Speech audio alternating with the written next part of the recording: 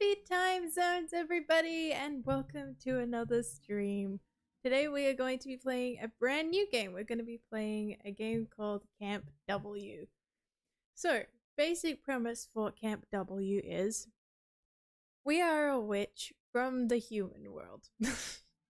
Well, not from the human world. We are a witch who gets sent to a human camp and has to kind of conceal her identity. It's also our first time at a camp. So we're going to be trying to make friends and not get caught for repetitively using magic.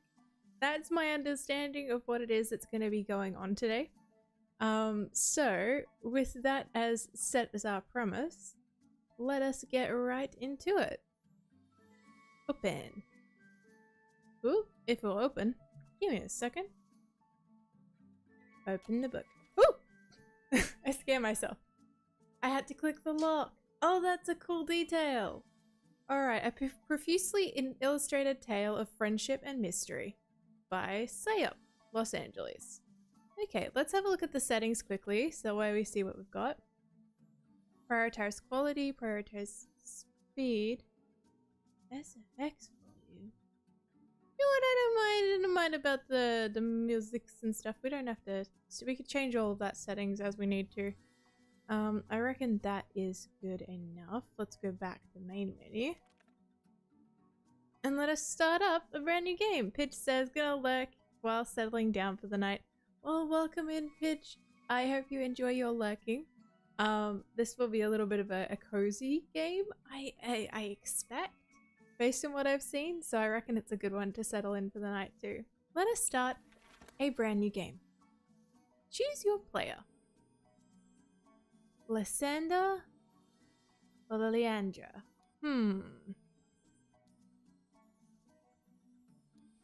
Let's go with Lil. I wonder if it matters too much which player we pick. Name? Andy.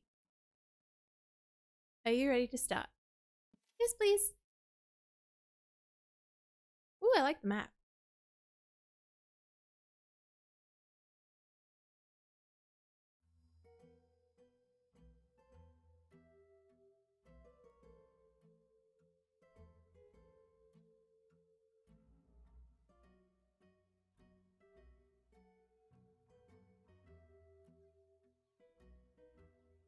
It's the last day of the school year at Coventry Middle School, home of the Brewers.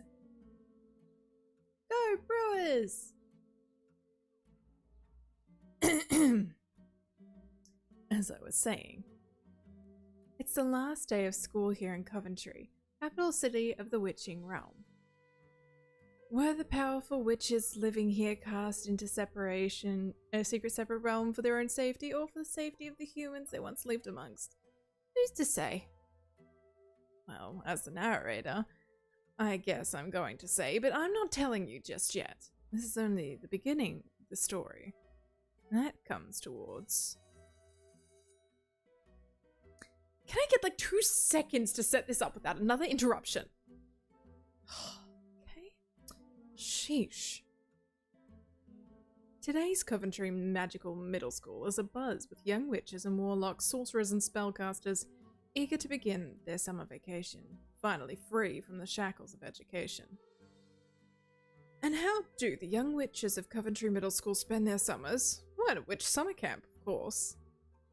A wondrous place where sorcerer legends are told over purple campfires, spell pranks are cast, and lasting friendships are formed. It's a rite of passage for all witches. All except one, that is. You, Andy! Instead of getting to spend your summer bedazzling cauldrons and playing ogre ball, you get to stay home and practice your spells. Like you do every year. A famous witch once said, practice makes potion. That famous witch is your mom. One day you could maybe just be the realm's next best potion crafter if you could keep up with your mother's high standards. Oh gosh, okay. No pressure or anything. Andy. Hey, that's me!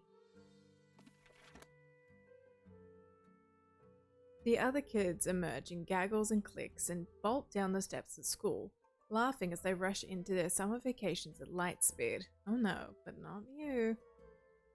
You may have just finished the 7th grade, but today your apathy is operating at 10th grade level.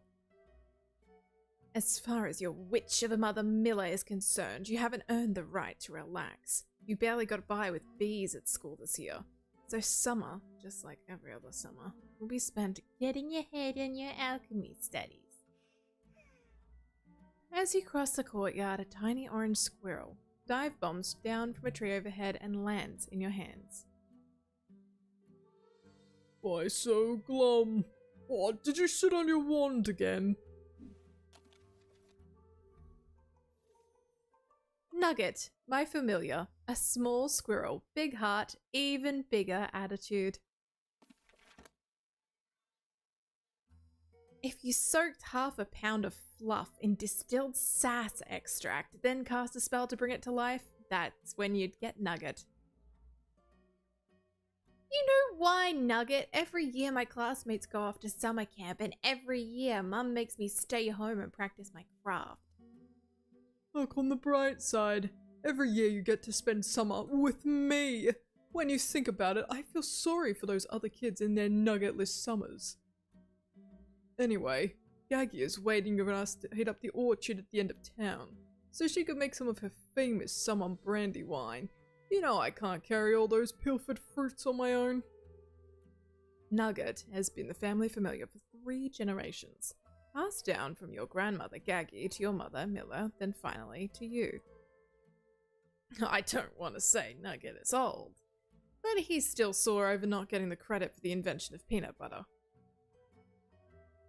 Running will only get me home faster. Why rush? Mum's just gonna ambush me with her yearly summer study plan as soon as I walk through the door. Her standards are impossible to meet.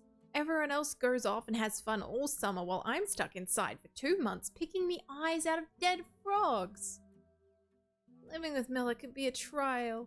And if anyone knows— oh, wait, going back, different character. I need to remember to read who's reading. Living with Miller can be a trial. If anyone knows that, it's me, but I survived, and so will you. You can't let one witch with a broomstick up her butt ruin your whole summer. And you gotta admit, her potion making skills can be quite useful. She hooked me up with a slimming serum, and I must say, I am looking good. Nugget strikes a pose that shows off his, figure. He looks like an orange that grew a head and a tail, but you go with it. Ooh, okay, choices. I'll show you good looking. I'm better on my own. I just want summer back.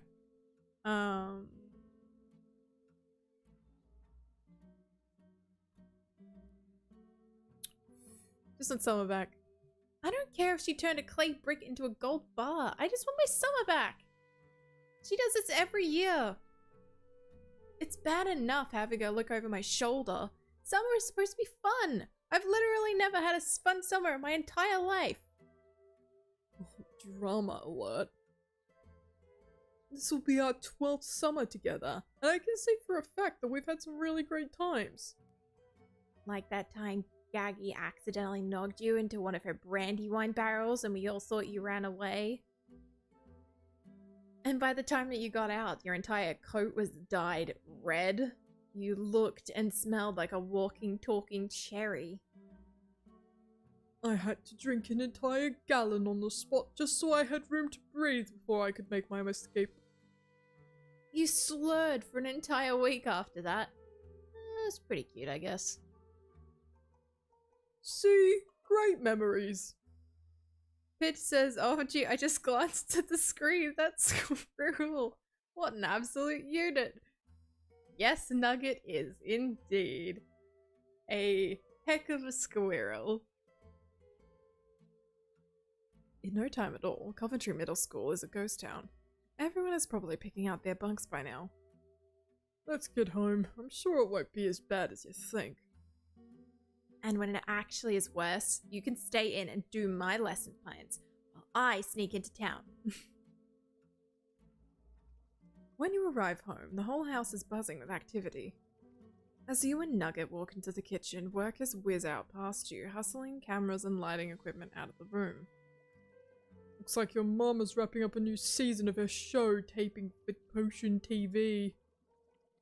For someone who insists that she doesn't even watch television, she sure is on a lot of it. At least she should be distracted enough that we can grab a snack and then get out of here without her noticing. You try and keep a low profile by ducking behind a costume rack while Nugget raids the fridge, but a pesky production assistant comes by and rolls it away, leaving you exposed. You're home early.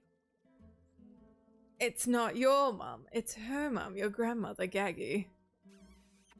Everyone calls her Gaggy because when you were little you couldn't pronounce a Gagawina Dufalina, a weird name even by witch standards.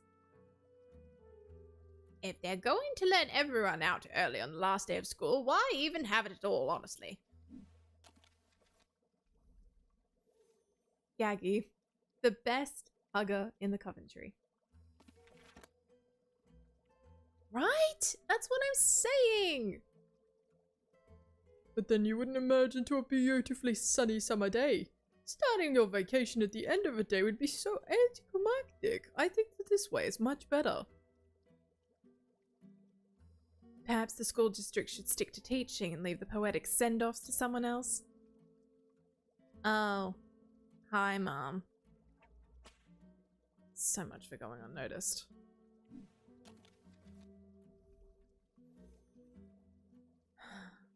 My mum, the super witch, and her mum, the best hugger in the Coventry. But since you're home early, I can use this sounding board before it gets packed up for the day. Miller reaches down and presses a button. A loud fart noise resonates through the room. Oops, wrong button. Why do we even have that button? Miller pushes another button.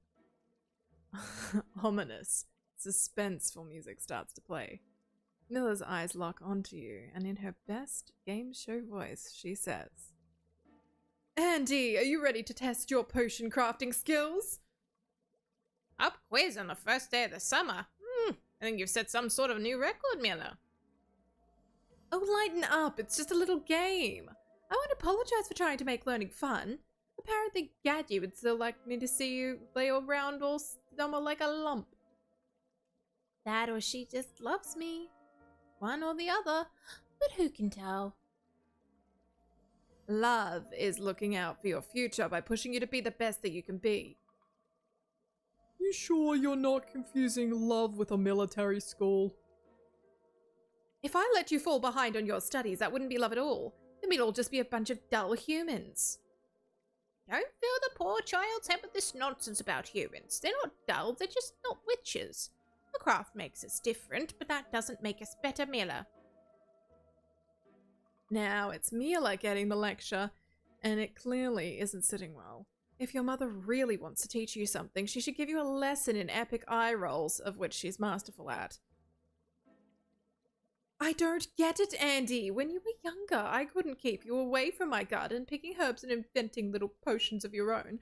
I saw myself in you, always eager to learn. It was adorable. But as soon as you hit middle school, you apparently got way too cool for your family, and your grimoire hasn't seen a new recipe written in it in ages.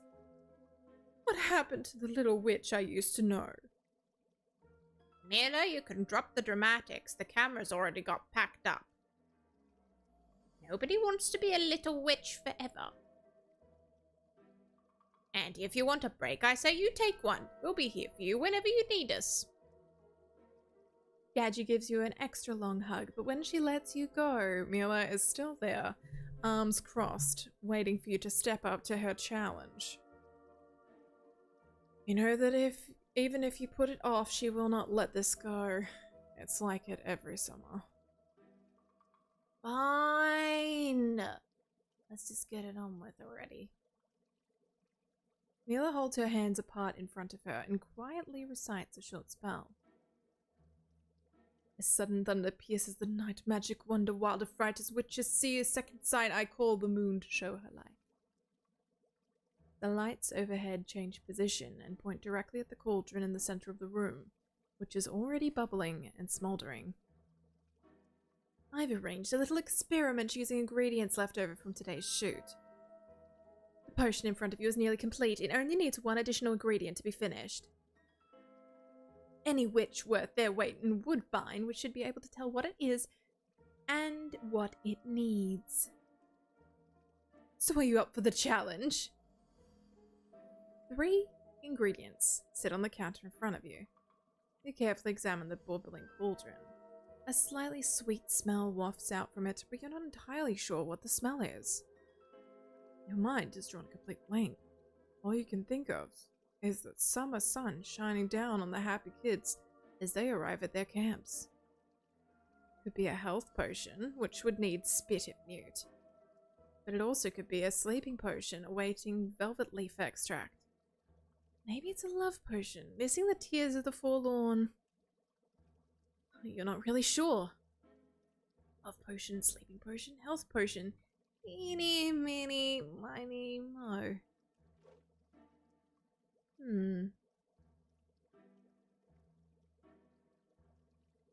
Sleeping potion, health potion, love potion. I doubt it's a love potion. I'm gonna say it's a sleeping health potion. I think the health potion was the one that needed the flower. Based on the smell, you figure this is meant to be a sleeping potion. You reach for the bottle of amber velvet leaf extract which Gadgie makes herself from yellow petals of the velvet leaf plant's flowers. You add just a few drops and take a step back. The pot roils and belches, but the bubbling quickly subsides and the contents of the cauldron are cool and still. After a moment, Miller reaches out as if to dip her hands into the pot. She cannot. In just seconds, the boiling pot has turned ice cold. It's as hard as a rock frozen in place. Wrong one. This one's gonna take a pickaxe to clean out. Didn't you get 10 more cauldrons through that last endorsement deal? You know, that's not the point. Cauldrons come and go, but you only get one chance to make your mark on this world. All a witch has is their ability to cast spells and create potions. This was supposed to be a pot of calm water, which is pretty much a potions 101 recipe. But that wasn't even an option. How am I supposed to know? What do they even teach at that school, honestly? This old chestnut again. You shrug your shoulders as your mother lays the same lecture on you that she does every year. It's mostly dodgeball. Alright. I think we've quizzed enough for today. Andy, why don't you and Nugget take a walk and cool down a bit? It's beautiful outside. I need to get started on a celebratory summer feast. Maybe you'd like to pick some flowers for a centerpiece? Anything to be out of here. As you make your way into the quiet woods of the Coventry, your house recedes into the background. A thick layer of leafy cover creates a shady path to walk among the trees. Can you believe her? Who gets their kid a pop quiz on the last day of school? That was pretty rough. I wouldn't worry about it too much though. Gadgie has your back. Is a woman who really appreciates the sanctity of summer. It's not just about today. It's all the time. I thought that once Mum got really busy with her talk show or her line of beauty products or the subscription potion delivery box that she launched, that she'd just be busy enough to leave me alone. Apparently not, though. Beneath your feet, you follow the faint path down the trail that you've walked with Gadgie many summer afternoons like this. All my life, I've been doing what she wants me to do. I want to forge my own path, make my own friends. You stop in your tracks and turn 90 degrees and start heading in a new direction, just like that. Immediately, the sky grows a little darker, the woods a little quieter. Watch out, world, it's my time! Nugget eyes the shadows in the distance and decides to hop onto your shoulder. At least it is until dinner time, then that's my time. As you walk, you see a big mushroom growing on top of dead old root. You decide that its shape and color look enough like your mother that it's no longer welcome in these woods. You step up, tee off, and kick it towards a big pile of leaves and a few yards in front of you. Your aim is right on point. Before you can be too impressed with your budding sports skills, you're surprised to see the shroom bounce right back out of the pile and land at your feet. Did you see that, Nugget? In fine kicking form. I did. You really showed that mushroom who's boss. But if you mean the odd bounce... I've dived into my fair share of leaf piles. That's not usually how they work. You hesitantly approach the pile and realize it's definitely not a normal formation. The whole thing is held together with fine silk, almost invisible unless it's looked at from the exact right angle. Who put this here? Possibly the world's sneakiest spider. This isn't the best disguise. If someone was trying to hide something out here, I wonder why they wouldn't use an obscuring spell to cover it up. I suppose that's if you wanted to hide something from another magic user. You might want to do it the old-fashioned way so they couldn't sense it. You can't really counter a pile of leaves with a magic spell, you know. Maybe it wasn't just that important. I guess they wouldn't mind us checking it out then. Some things are better left. Before Nugget can dispense too much wisdom, you tug on the silk string and it snaps. Leaves and twigs fall to the ground, uncovering an old stone altar. A pile of rocks sits in front of you, carefully stacked into a beautiful little table. Moss cascades down the sides as if it had been part of these woods for a long time. Ancient antlers adorn the top, old beads and amulets hanging from its points. On the surface of the table, amongst the melted candles, are 3 objects. It smells smoky, as if it was just freshly burnt. Some sort of offering? It's more like a raccoon's yard sale. In any other case, we shouldn't touch it. Maybe not, but at least I have a very nimble lookout who can tell me if there's anyone that's coming. Ahem. You're fine. But please be careful. If you touch anything, there's some hand sanitizer in your bag. Nugget sighs, collects himself, and then takes off scurrying up a nearby tree. In front of you sits a lock of hair, a small purple flower, and a golden locket. Which item do you wish to examine?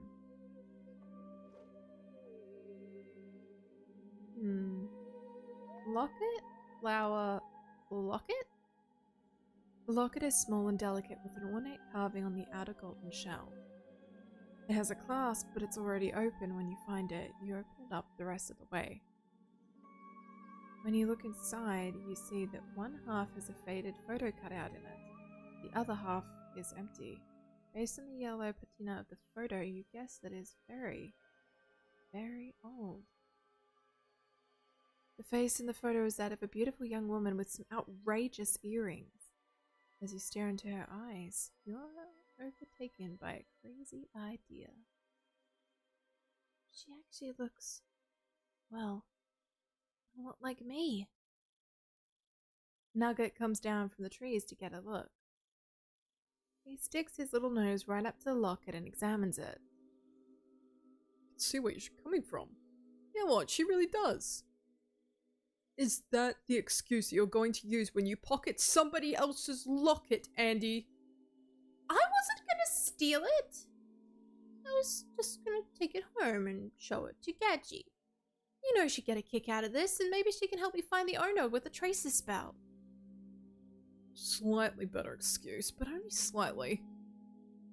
You look over your shoulder, but the forest around you is still and quiet as you slide the little locket into your secret pocket in your bag. I shouldn't be out here alone, and I'm gonna take good care of it. Wouldn't want it to get stolen, would you? Which item do you wish to examine? The flower?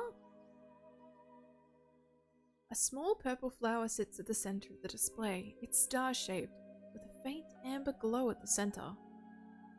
While it looks delicate, with long, thin petals, the edges of each petal is razor sharp. It's not a bloom that you're familiar with. You hold it to your nose, but you don't pick up any specific fragrance. Hey Nugget, have you ever seen a flower like this? Am I supposed to be keeping watch, or am I supposed to be helping you solve a mystery? Squirrels, right? As you turn the flower over in your hand, one of the sharp edges catches your fingertip. Ouch! A single drop of blood falls from your finger onto the surface below. It sizzles and pops. You hold out your hand to feel for the warmth, but it's totally cool. When you look at your fingertip, it didn't even leave a mark. While this sounds very spooky, you're a witch after all. In this realm, it's actually not that weird, so you just shrug it off. I suppose if this flower was important, they wouldn't have left it out in the woods. Besides, I'm sure they can just grow some more, right? You place the flower into your bag, careful not to catch it on your fingers again. Alright, last item. Let's have a look at this tuft of hair that's been left on this altar. You gently lift the locket of hair off the stone surface. A ribbon is wrapped around it, but it might not even need that because it seems to be held together with some kind of wax or a pomade. The end is charred. As you put it close to your nose, you determine this is definitely the source of smoky smell, in addition to a leathery musk smell. Ugh, it smells a bit like an old man, the kind who might wave a pipe around in the air while telling stories that start with, "Back in my day." Once you've gotten a good look, you set it down and wipe your fingers off on a leaf. Having looked at everything on the altar, you stand in the woods and contemplate what it all may mean. Well, now you've fully desecrated someone else's altar, taking their things. Maybe we should be thinking about heading home. What's the big rush? Maybe while I'm here, I should cast a spell that finally frees me from another homeschooled summer. You couldn't even concoct a cauldron of calm water. I don't think you've got the chops to manipulate time and space, child. Ugh, you're too squirrel. No one in this family respects me, not even a little. You're in middle school. The only people who respect you are in elementary school. For every other kid, this is supposed to be the best day of the year, next to Witchmas. But no, not for Andy. As you shout, leaves begin to swirl around your feet. Spend your whole life studying just so you could be the greatest witch in the realm. And for what? To boss kids around someday? To get your face printed on a billboard so everybody knows how great you are? That's not the type of witch I ever want to be. I want to get out of here and become my own witch. Hey kiddo, you've really got to chill. This is probably not the place to... In a fit of rage, you slam your fist down on the altar. And as you do so, energy radiates outward throughout the forest, shaking every tree around you. The altar shocks you and sends you flying backwards. You slam against the tree, and your vision goes black. Soup says, I like the art style of this game. It is really interesting. I'm enjoying the comedic value of our sidekick familiar and stuff at the moment too. Oh my goodness, it's really cool. Psst. When you open your eyes, a beautiful shimmering portal stands open before you, crackling with immense power. Are you seeing this? You mean the hole in the fabric of our reality, or the funny-looking caterpillar over there? Of course I'm seeing this! We gotta go now! This is not good! This is very, very bad! Shh! As if looking out the window, you can see another scene beyond, through the portal in front of you. On the other side, there are woods much like this one around you, but filled with different kinds of trees, plants, and flowers. You stare through, waiting for something to happen. but nothing does. As you extend your hand, you feel a warmth coming through, while the forest around you has already grown cold. It seems much nicer on the other side. It's lush and green and glowing. You better use hand sanitizer after that one. I need to know what this is. But do you, though? You take a deep breath and... Could you not? But you do. You reach through the portal and hold out your open hand. A beam of sunlight lands in your palm. I have a really good feeling about this. Famous last words. You should be terrified, but the warmth just feels so nice. It makes it so easy to forget. You stand and soak in the feeling. Suddenly, you're much happier than you were a moment ago. But when you try and pull your hand out, it's stuck. You plant your feet firmly and pull back, but it just won't give. You pull harder, and this time something pulls back. Nugget! It won't let me go! Nugget hops down and pulls at your leg, but to no effect. The portal swirls faster and yanks you right off your feet through head first, squirrel companion and all. Open your eyes, child. You're gonna want to see this. You come into a beautiful forest, the likes of which you've never seen before, except maybe in a picture book. It's gonna be one of those adventures, eh? Ones punctuated by multiple head injuries. You brush off Nugget's remark as well as some dirt from your fall and collect yourself to get back to your feet. Hey, no, don't go, little portal. Around you is a serene woodsy scene. Birds chirp and a warm breeze blows by you. Awesome! Not awesome. A portal home would be awesome. Do you see a portal home? I don't see a portal home. I didn't pack for a trip. Please tell me you brought food. Oh, why didn't I stop you? Dig around in your bag and find a lanyard with a safety whistle tied to it that your mother gave you once. Technically, I think this counts as an emergency, though normally emergencies aren't so warm and serene. I'm not sure this is what Mum meant, but... You tie the lanyard around a tree branch and leave the whistle dangling over the spot which you arrived. I don't think you're using that right. This way we'll know where the portal was. I'm sure we can figure out how to open it later. Oh, so now you're some kind of survivalist. Shh. Nugget scurries into your bag and closes it behind him. It hums with the vibrations of a tiny squirrel shaken up by very bad decisions. Ouch, you could have given me some warning that you get stuck in a weirdly sharp altar flower in here. Speaking of the altar, there's no sign of it, or anything else that even resembles anything from the witching realm in any way. You know, once you get over the whole foreign environment full of unknown dangers thing, this place is actually quite pleasant. We're supposed to be on a walk anyhow. Might as well explore a bit, right?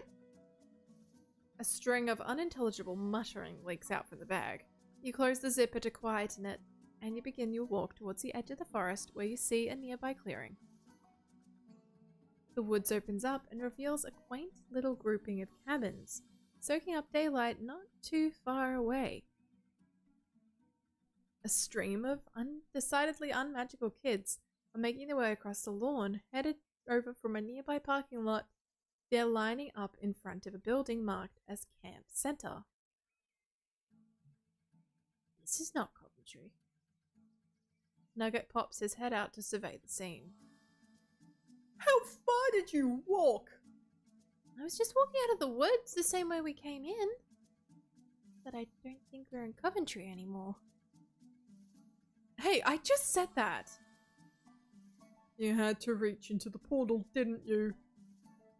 Do you think, go with me here, it's at all possible that we just travelled out of the witching realm and into the human realm? Don't they always say that the two are separate and intertwined? This is me not making a comment about how you probably should have been paying more attention in school like your mother always said to. You ignore the comments that Nugget didn't just make. It just feels so familiar, like we didn't travel at all. But here we are. These kids, they don't look especially magical, but they don't seem so bad otherwise. Is interrealm travel even possible? Sure. Likely. Come on. The amount of power it would take to move between the realms would be impossible for you to pull off.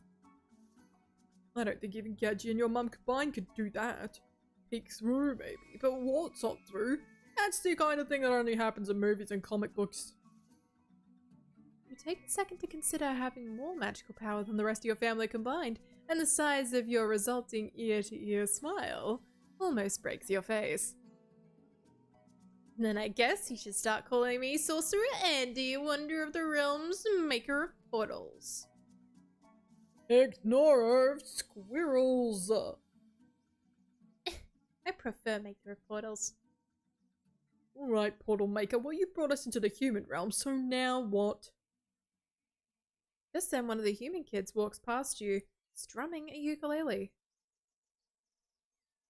First day of summer camp, finally here. Middle school blues trying to disappear.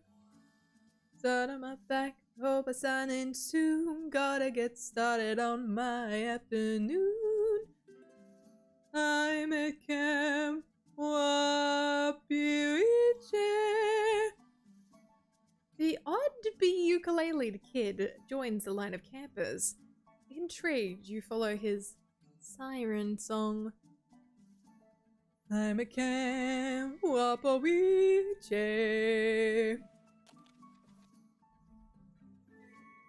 Sid, singer, songwriter, social provocateur. Now that's a human song if I ever heard one.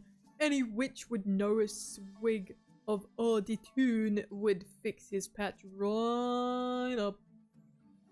I think it's quite enthusiastic. I mean, you gotta give him that. Shh, we're up. I'm sorry, but who are you? The line moved quicker than you expected, but now you're at the front. Standing before you, clipboard in hand, is a smartly dressed girl with a very serious expression. Stares blankly at you. And you stare blankly back. I think you might be in the wrong place. I'm Ruby, and this is the sign-in for Camp Wapawichi campers.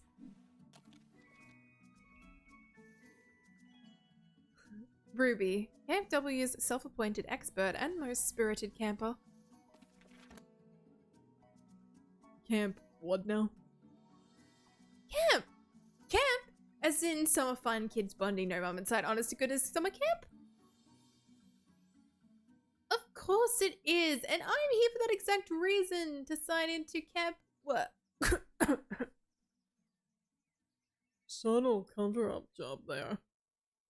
You shove Nugget down into your bag so no one notices the talking squirrel you just brought with you. You're not sure if they have talking squirrels in this realm, but just to be on the safe side. Well, then you must be on this list of new campers. Obviously, I'd remember you if you were here last summer or any of the 5 summers before.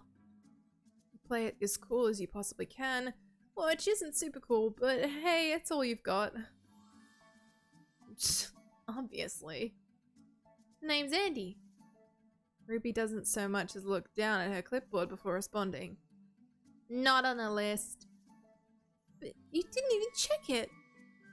I don't need to. I've already committed every name on the list to memory in preparation for today, from Armand to Zev Jr. Oh, let me apologize on behalf of Ruby. She takes her job very seriously. A little too seriously, I'd say. Which is odd, considering nobody asked her to do it.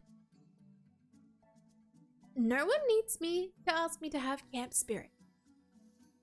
As the longest running Camp Wapawichi camper, I think I'm uniquely qualified to decide what is and is not in the spirit of camp. You've only been here 1 summer longer than me, first of all. Second, everyone knows the only way to properly quantify camp spirit is by counting badges, and I have an extensive collection of those.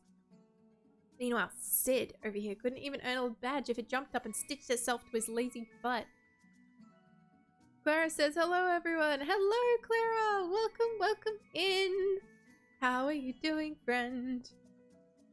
Stop staring at my butt, Ruby. It's weird. Ruby's entire body is taken over by a new shade of dark red. Sid smiles a big and tosses you a wink. I don't know why you're bothering with this ritual every year. It's not like anyone's ever tried to sneak into a summer camp before. How would that even work? What, you just happen to show up at a remote campground on exactly the first day and decide on a whim to lie about who you are so you can spend your entire summer hiding out? Yeah! So ridiculous. I'm just gonna go over there and find my registration form and clear this up. You take a step to the side to get your story straight before Ruby recovers. Well, it was fun while it lasted, but it looks like they're onto us. Maybe we should use this opportunity to slip back out to the woods and find our way home. Just got here, and I've always wanted to go to summer camp.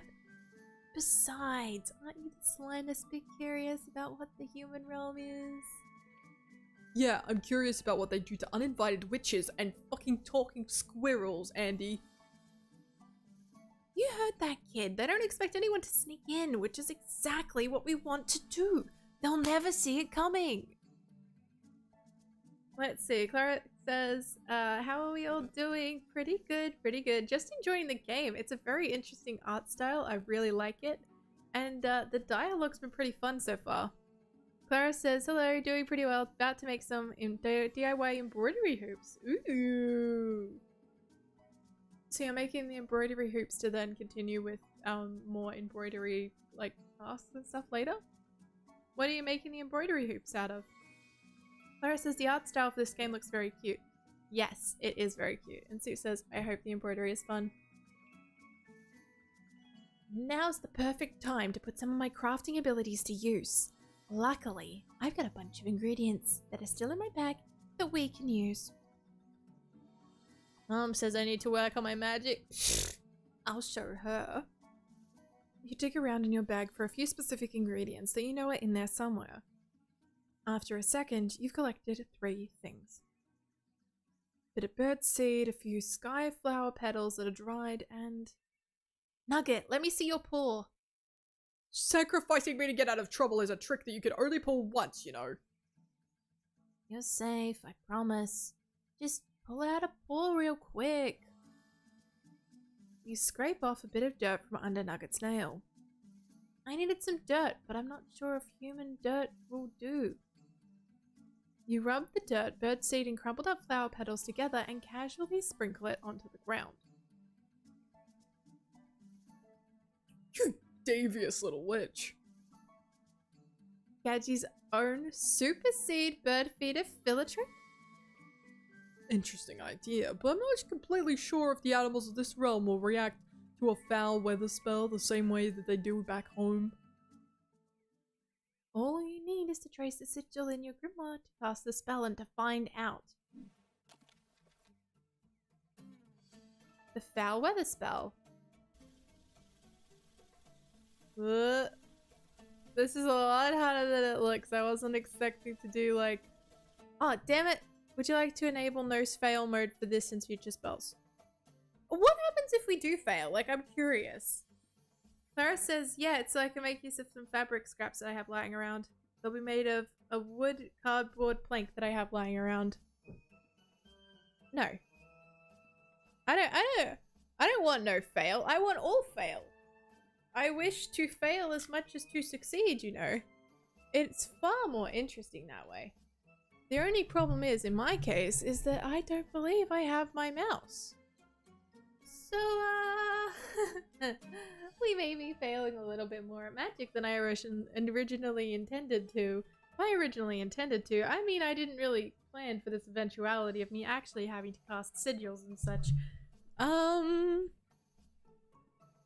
well.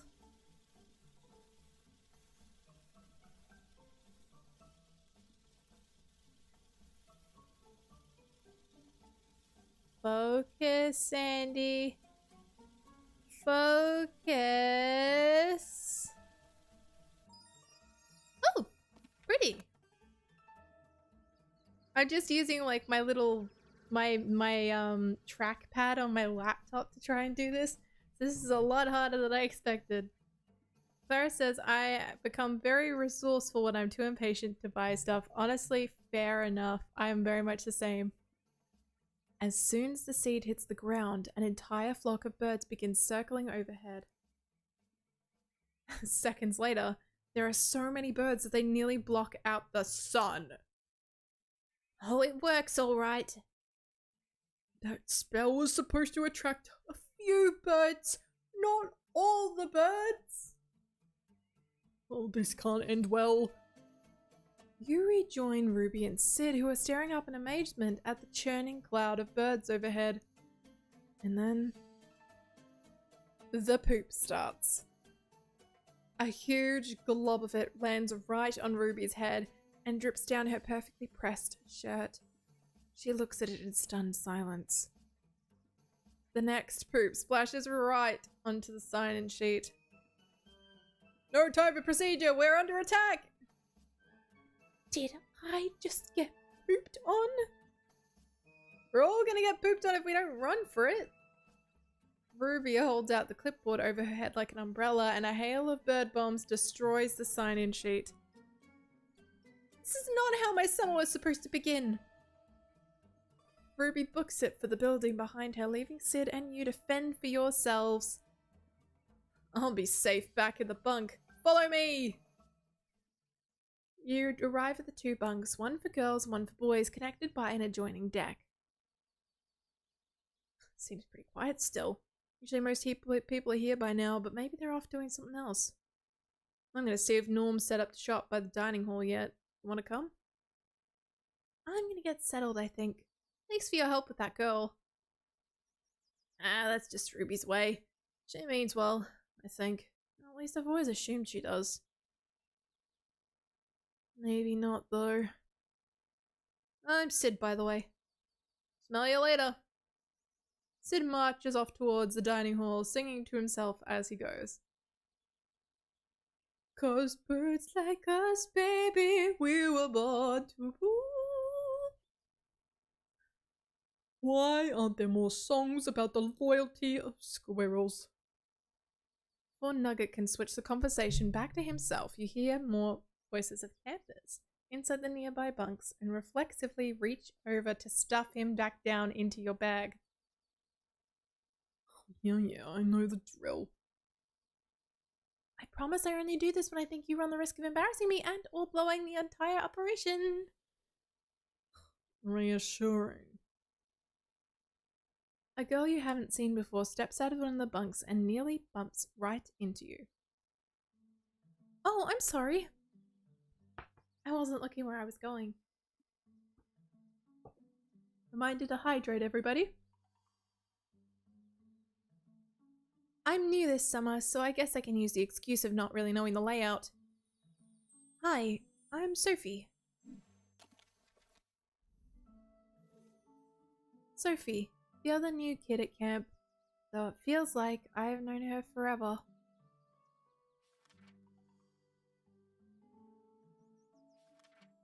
Ooh! So each of these is a different person. Ooh! I'm still figuring out the place too, so don't even worry about it. Let's see. Zigzag says, Andy!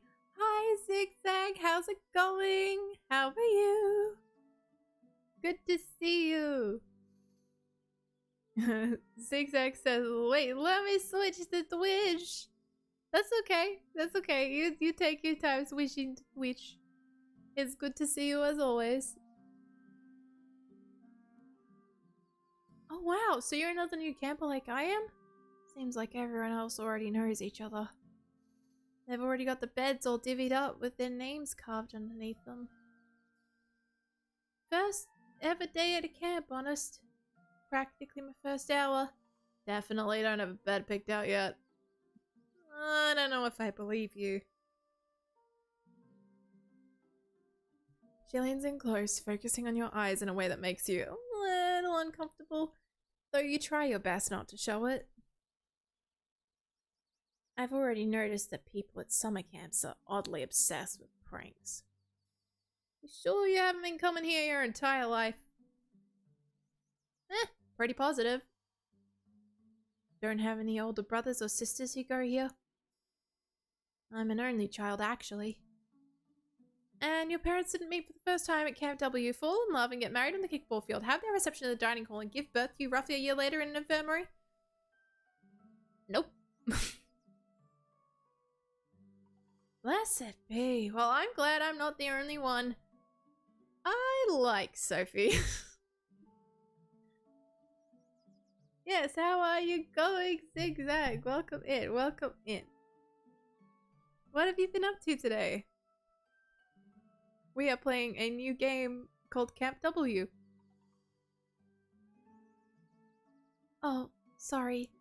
Witch stuff. Blessed be is the thing we say sometimes, like, thank goodness, or amen. Another witch? Did she just say witch stuff? Hold on, did you just say witch stuff? I promise not to put any bad spells on you. Every time I mention that I practice, people think I'm gonna put a spell on them. I'm sorry, that's not my thing. If I want someone to do my homework or fall in love with me or whatever, I'll convince them using my personality, because I'm charming. Clara says Sophie is adorable and I love her. I love her as well. She's so cute. Like, look at this face. I'm pretty sure she's just like a human witch. Not necessarily a witch, but we don't know which witch she be until we find out later, I suppose.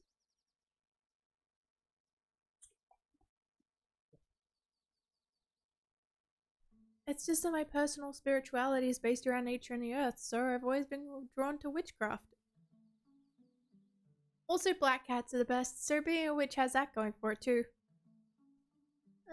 Actually, I prefer talking squirrels. Talking squirrels? You're pulling my leg, aren't you? No. Never mind. That was just a stupid joke. Me? A joke? How dare you? Before you get too far off track, you steer back to the revelation that dropped your jaw just a moment before. So you're a witch? A witch that does witchcraft? Yes. Oh, geez, you must think I'm crazy. Actually, it's just a system of beliefs that resonated with me the most. It's about staying true to yourself, you know? It's not like I have an animal familiar who follows me around or a giant cauldron in the middle of my kitchen or something. Oh, snap. Sometimes people can be a little, well, I guess I'll be nice and say that people can be a little uncomfortable about my beliefs. But I get a vibe from you. I don't think I have to worry about being made fun of for being a witch. Not by you. I feel it. Maybe later I can tell you more about witchcraft. I mean, if you want. You know, that'd be really cool of you. A loud boom erupts from inside one of the cabins in front of you. You see a flash and some smoke rising up from the opposite side of the building. The door of the girl's bunk bursts open and a young woman comes storming out. Twins! Is it just me, or are the twins always plotting something? What other reason could two people have for making up a secret language? I'll never trust any twin again. I don't trust one twin. I definitely don't trust two twins, not after putting up with this pair. Hi, name's Piper. I'm one of the head counselors. Are you two twins? No, I'm not a twin. Nope. Head counselor. Would not mess with her. No. Good. Keep it that way. With that proclamation, Piper spins back around and goes back into the bunk. Wonder what she has against twins. I can think of two good reasons. She must be talking about Ella and Ezzy. They're back in the girls' bunk, destroying all of Piper's personal electronics. Come and see for yourself. Inside the bunk, it looks pretty calm considering the small explosion you had just heard. Things in the human realm seem so normal, but also so not. I'm not quite sure we understand the problem. If you call it your spare battery, that means you have a primary battery. I told you my regular battery died. I only had my spare batteries. However, if you require something all the time, then by definition it cannot be classed as a spare. At that point, why bother with the additional descriptor? Just call it my battery. The highly volatile mix of curiosity and capacity multiplied by 2 is Ella and Ezzy. Obviously, we wouldn't tamper with your battery. We know how important power is. It literally powers everything. But a spare? I swear, it has been half of one day, and your little twin routine is already wearing me thin. You can't confuse me by splitting your sentences in half. Maybe you can sometimes, but I don't have to like it. You took my spare battery, used it in one of your kooky tween genius science experiments, blew it up, and now my phone is dead and I can't get to my texts. I suppose small miscalculations are made all around. Sometimes when you innovate, you make mistakes. It's best to admit them quickly and get on with improving your other innovations. Steve Jobs said that. You two stay here. I'm gonna see if they're hiring at the phone factory because right now anything would be a step up for me. Before you have a chance to try and formally introduce yourself again to Piper, she's gone. Oh, don't worry, we'll get her a new battery before she returns. It'll hold twice the charge. She's not even technically supposed to be using her phone while she's at camp. But nobody is. Counselors or campus.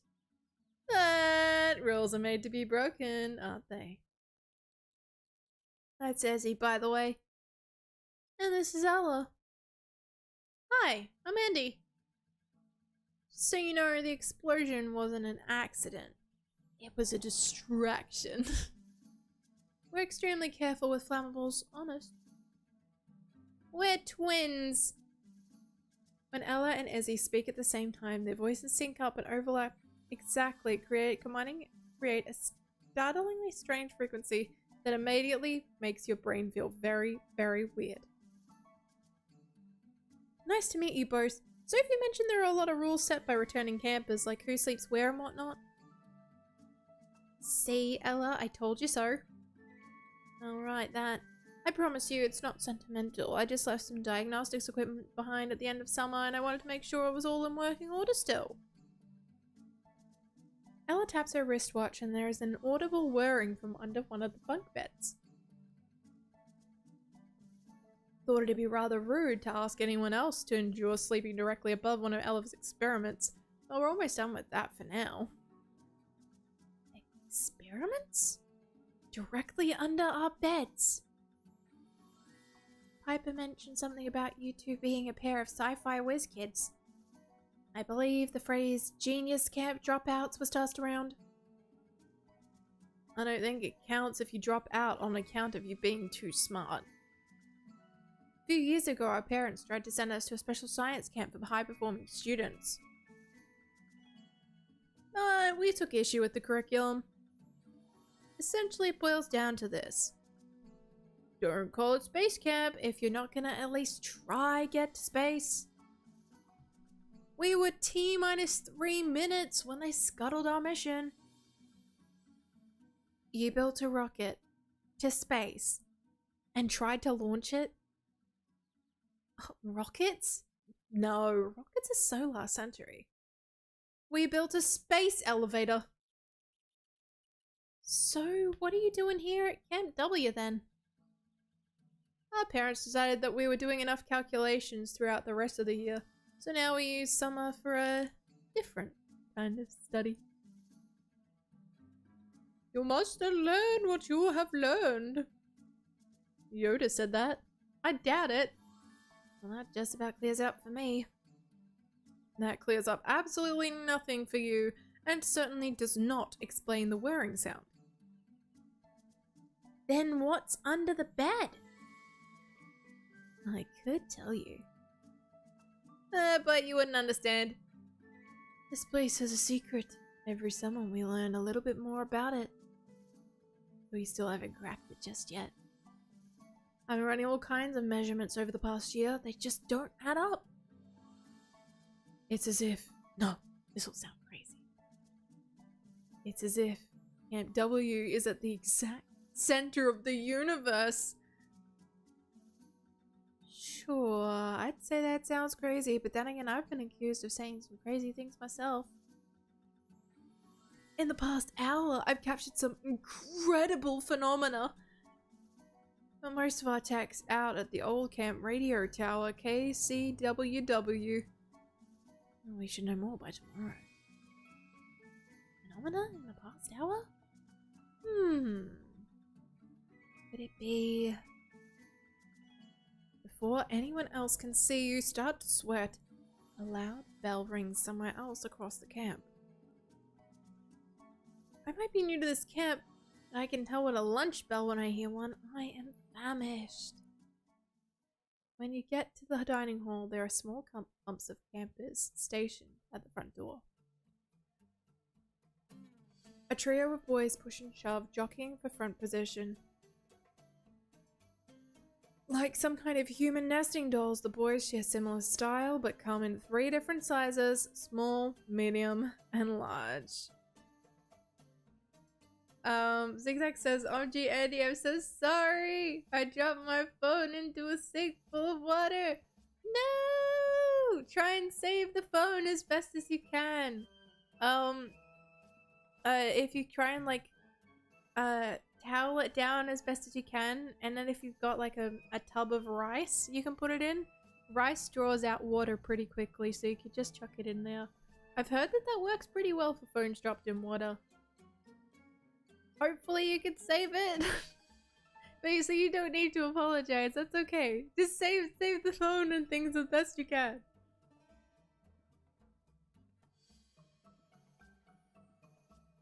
Further inside the room, someone shouts, "Incoming!" Just then, Small climbs up from the largest back and leaps into the air. A high-speed tater tot zips through the air and straight into the airborne boy's mouth. Zigzag says, I put it in rice. I gotta go. Have a great stream. That's okay, Zigzag. You can always catch the VOD later. You have a good day too, as best as you can. When he lands, he high fives. Oh wait, that was clearly aimed at me. But you know what? I'm not even mad, because that was sweet. Dude, such precision, such grace. You were like a flipping goose or something. Graceful like a goose? You're like one of them fancy white lady gooses. Dude, are you talking about a swan? Do you really think that swans are just fancy lady geese? Whatever, I was just saying it was graceful, that's all.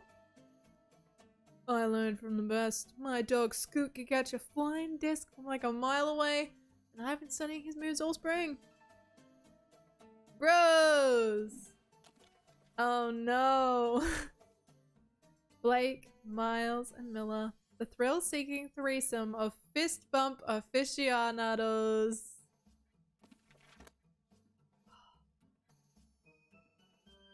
Just you wait and see. I won't miss it tot all summer. You know Norm takes it easy on the first day. Don't get cocky, dude. If you take a tot and you're a good eye, you'll have to catch the rest by smell. Clara says, swans do feel like lady swans, honestly. I mean, they do a bit, but like, honestly, geese bite a lot harder than swans peck. Heads up! Another tater tot comes flying in like a ballistic heat-sicking spud missile. This time it's Blake's turn to show off. He does a mouth open 360-degree spin, catching the tot along the way. Honestly, if I saw this, I would be impressed. Does not matter how old I am, I would be impressed because that takes way more coordination than I have in my entire body that this gentleman has just on his mouth. Pidge says, swans are what geese turn into when you reach their final form of the boss. Oh no. Oh no. And then when they turn Super Saiyan, do they turn into black swans? Is that the deal? Instead of white swans? Is that how it be, Pidge? If you show off your best moves on the first day, how do you expect to top yourselves? You know, it's more where this came from, Norm. What you got, Miles? A backflip? I like them. Master of subtle, complex culinary tactics. Yum. Jeez, why do I get all the pressure? Cause I know you could take it, boy. Finally, you catch a glimpse of the source of these flying mystery tots. It's the camp cook, though based on his size, you wonder if someone drew a face on a refrigerator as a practical joke. Standing in front of a tray of tots, he loaded one up on his spatula, winds up, and flings it in a huge arc across the entire room. Think fast! The tot hurtles your way so fast you're almost positive that it's trailing tiny flames. Miles stands perfectly still, catches the hot tot with his eyes closed. Not quite as acrobatically impressive as the other two, though. Oh, you cooled out fish! Whoa. Miles has somehow caught the tot exactly between his teeth. He turns around to make sure everybody notices with his bro slapping him on the back the entire time. Pidge says, no one knows because they never make it that far. It's terrifying. Absolutely terrifying. Showboating on the first day of camp? Clearly you three are underestimating how much faster a reconstituted clump of shredded potato is capable of flying. Oh, but you will learn. Oh, how you will come to know the powers of my potato pitch. Now the King of Fling demands another tribute. Sultan of Spud. Lord of the Launch. You look next to you for Sophie to confirm if these puns are just as ridiculous as they seem, but she is currently preoccupied. Using you as cover. Towards the back of the line, Sid arrives, an oversized grin on his face as he observes your current predicament. Coming at you, new kids! Norm is loading up his next volley, looks at you, a mischievous twinkle in his eye, and there is no time for you to escape. Clara says, fun fact, people didn't know black swans existed for years until they saw them in Australia. Really? So are black swans only native to Australia then? Is that what's happening? Is that why people didn't really know what they are? I didn't know that they were just like an Australia thing if that's the case. You close your eyes, lower your head and take a deep, dramatic breath. The entire dining hall goes silent. You got this, newbie. Norm's an excellent shot. So you just have to stand still. Don't overthink it. A human-sized spud with a mouth hole carved into it could probably catch this one. Not the food-catching type. This calls for a bit of magic. Or I got this tot. You know what? I got it. That might technically be considered cannibalism, which is a horrible thing to force on any potato, even a giant one. Clara says apparently yes. Pitch says Australia gets all the overpowered animals. Name overpowered animals that exist in Australia outside of black swans. Like, honestly, I haven't seen that many and I've lived here my entire life. Soup says swans are bastards. Okay, that I'll agree with. Swans, I grew up like a little bit scared of swans and geese. Mostly geese. Because, like, swans would, at least for the most part, keep your distance. And, like, they would enjoy being fed the odd breadcrumbs and stuff at the parks. Geese. Now, if a geese saw you, you would get chased around a lake faster than you could say, oops, I did the wrong thing. And they'd be off to the races and then be biting at your ankles. And geese have teeth. Geese have teeth. So they are so much worse than swans in my opinion because of this.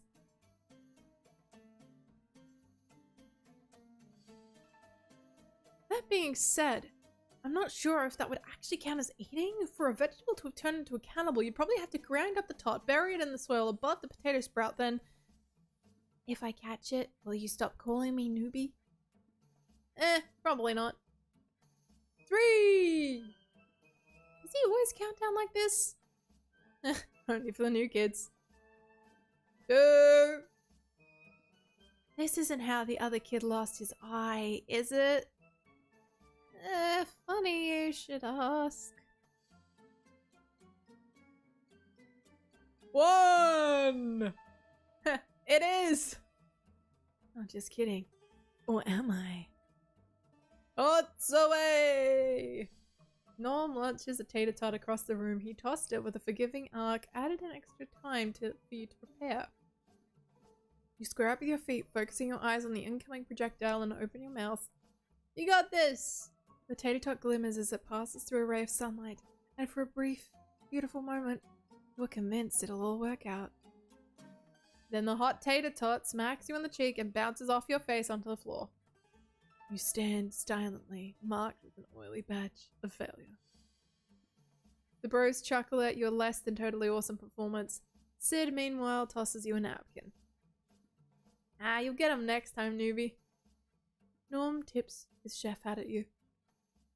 You feel a little silly, but it almost seems like you've earned at least one other camper's respect, so there is that. You decide to capture the moment with a quick sketch in your grimoire. Hey! That's a very quick sketch. That's just a potato! A little potato! Let's see. Soup says, kangaroos are OP. If you just looked up the definition of swole, it's just an adult kangaroo. Clara says there may be some other countries. My philosophy teacher used it to show an example of thinking everything you saw made up the world of knowledge. Clara says, oh god, I'm so glad I've never seen a swan or a geese. Clara also says redback kangaroos have 6-packs. They have 6-packs, and then it also looks like they kind of have abs on top of their abs, and that's like so much muscle I can't even. Like leg day? No. They have full body day because like they use their tails as spring backs to like give them extra weight and stuff to then bounce even harder and higher. Clara says redback kangaroos have 6-packs. Yep. Pidge says bull sharks. Come on, they go up rivers. How is that not a min-max build? Bull sharks still don't kill as many people as spiders do, and that's just a fact. Soup says we had swans in Ireland, geese too, both nasty as heck. Clara says Australia is home to 20 of the 25 most venomous snakes in the world. Well, that's fair. Pidge says, to Soup, but do they have Canada geese? I have never met a Canadian geese, I don't think, unless the geese down here migrate north for the winter. That's a weird sentence. I always hear people talking about migrating south. But no, it might migrate north. I don't know. Clara says, I like the chef. He has dad vibes for some reason. Fitch says, well, yeah, your spiders don't fuck around. No, they don't. They do not indeed. Having weathered the storm of your first ever tater tot crucible, in your own way, you grab a tray of food, feeling like a true camper, whopper-witchy camper. With 2 new friends on either side of you, you enjoy a delicious grilled cheese sandwich, just like a normal kid. You know you can't stay all summer, but boy, it's fun to imagine what it would be like to really be one of them. I mean, they melt cheese between slices of fried bread and call it lunch. It's hard not to imagine. Dude, that'd be great! After your lunch, your Camp W bunkmates head outside and gather up the front of the camp center. You follow along to see what happens next. But now you've met most of the other campers your age, or at least seen them perform food-based stunts. I think that's good for meeting somebody. But you do notice one new face attached to a boy. Attached to a leash? You weren't aware that humans kept other humans as pets. Oh boy, do they ever. Sometimes they do, and sometimes they do though. With consent. Let's see, Clara says, I feel like God just used Australia as an experiment ground for crazy animal builds. I mean, have you seen the platypus? I'm so glad we have them. But platypi are venomous. They also have like duckbills. They're mammals that lay eggs. They have fuzzy like duck-like down on their bodies, and then also a beaver-esque tail, plus like bird feet. Who thought of that? I feel like that was just like a kid's drawing taken to life and turned into like a live animal, and then they were like, you know what, let's give it superpowers. You know what, kid, you know, just for you, you know, because you're so special to me, I gave it abilities. Oh man, what can it do? It's venomous, but only the males, because you know we got to be strong and protect our women's. Because why not? Honestly, platypi are so weird, but I love them. I love them so much. They're such strange beings. And everybody thinks they didn't exist for a long period of time and that were made up. But no, they were real live animals that just sound like a bit of a trip. Are you gonna keep me shackled up like this all summer? I want to see I want to see to my parents. You got here 5 minutes ago, Wilfred. I'm not the one who put this thing on you. They did. Honestly, I'm just waiting to be sure that your parents or your folks are gone so I can take it off. It gives me the creeps. The boy looks beyond harmless, clutching a stuffed teddy bear, fresh tears drying on his face. Oh, hello, Wilfred. Deceptively devious considering his very short stature. Pidge says, platypi are manifestations of all those medieval drawings of animals. They really are. Mommy! I told you, she's gone. Look, you can see her car driving off into the distance. She is? Wilfred peers off into the distance to see if he's being told the truth. Just off on the horizon, a purple minivan kicks up one final cloud of dust as it disappears from view. Oh, she is. Well, I'm sure she's gonna turn around and come back for me any second. Any second. The dust on the edge of the camp dissipates, and it's clear no one is coming back. Wilfred wipes away his tears and straightens up. Another summer on my own, huh? Well, at least I've got Teddy. Then he pops the head off his teddy, exposing a secret compartment, and reaches elbow deep into his body. He pulls out a kid-sized survival knife and slices off his toddler tether. I can't believe they keep trying with that thing. It's a child with a knife. Honestly, neither can I. You've really got them fooled. Some of us are just born with it, I guess. With everyone finally assembled, Piper pipes up. Usually on the first day, they'd like us to do some kind of icebreakers so that you can all get to know the new campers. I have a little list of games that will go around a circle, make up rhymes about the things that we like, or give our favorite animals or colors, you know, stuff like that. But I forgot it. Back at the bunk. Besides, we only have 2 new campers. Sophie and the other one. Wow, I feel so loved. Hi, we're going to skip it and head straight for our first activity. Either music, dance, sports, or archery. Take your pick. You, new kid, pick an activity and let's get the show on the road. Actually, my name is... Hey, we ain't got time for your life story. Just pick an activity. Get the show on the road. Sophie has taken up a post directly behind you, letting you act as her shyness shield.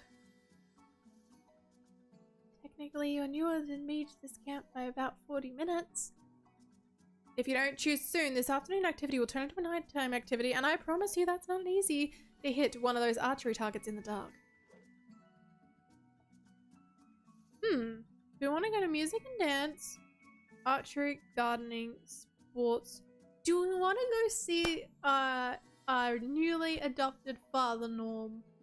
Or do we want to try and hang out more with Sid? I'm gonna save the game while I can.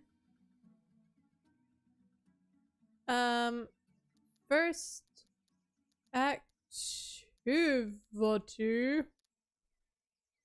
Save. Ooh, indeed. Gardening would be fun, but also music. Music and dance is a good one, and I have no idea the weather will actually get more opportunities to do different activities like music.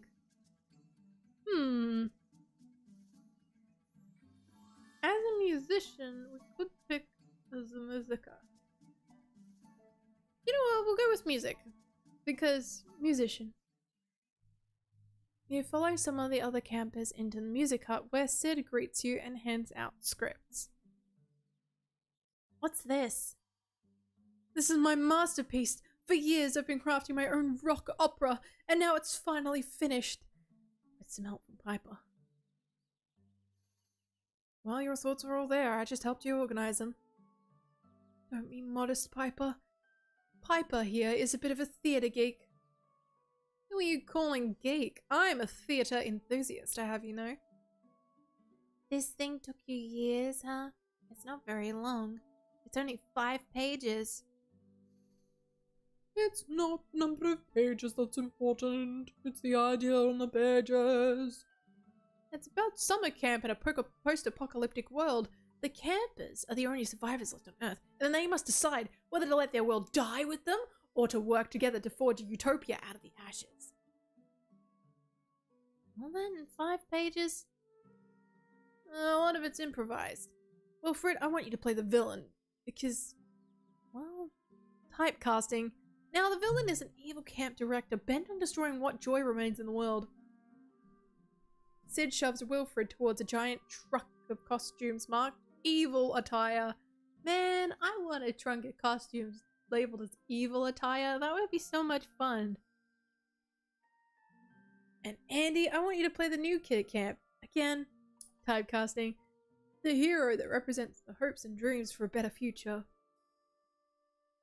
Since this is a rock opera, I'm going to use face paint to give you a totally glam look. Before you can object, Sid begins dabbing a huge paintbrush into some wild colors. What color would you say your aura emanates? Bluish purple, let's go with red. Yellow, no green. If I had to think about my aura. Bluish purple? Bluish purple. Bluish purple for sure. Interesting. You know, I can work with that.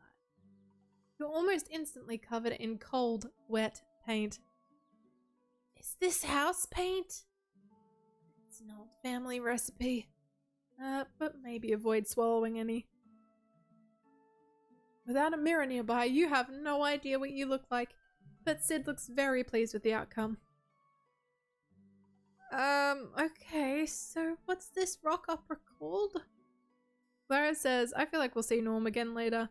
Ugh, house paint. Yeah, that's not gonna be safe to have on your face, honestly. Not in the quantity that's just there. I just dropped my stuff. Oh no, no! it's okay.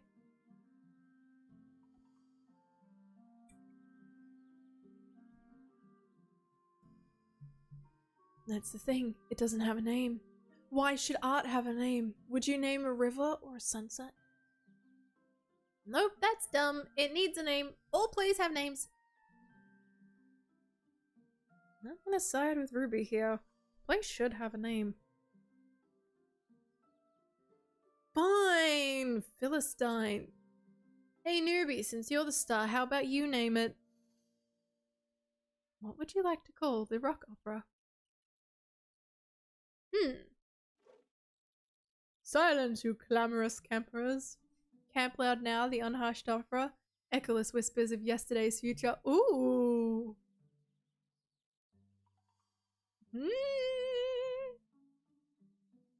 Not for kids. Okay, not for kids indeed. I feel like echoless whisper of yesterday's future. Really? That's what you want to call it? Maybe we should come up with a name together? Too late! Andy's spoken! Whatever. Now I want you all to take your scripts, memorize them, meet back here tomorrow to begin rehearsals for the echoless whispers of yesterday's future. What if we don't want to meet back here tomorrow? That's okay too. Just go where the muses take you. Eesh, and I thought Todd Fritter was dramatic. Todd Frittata? Oh, okay.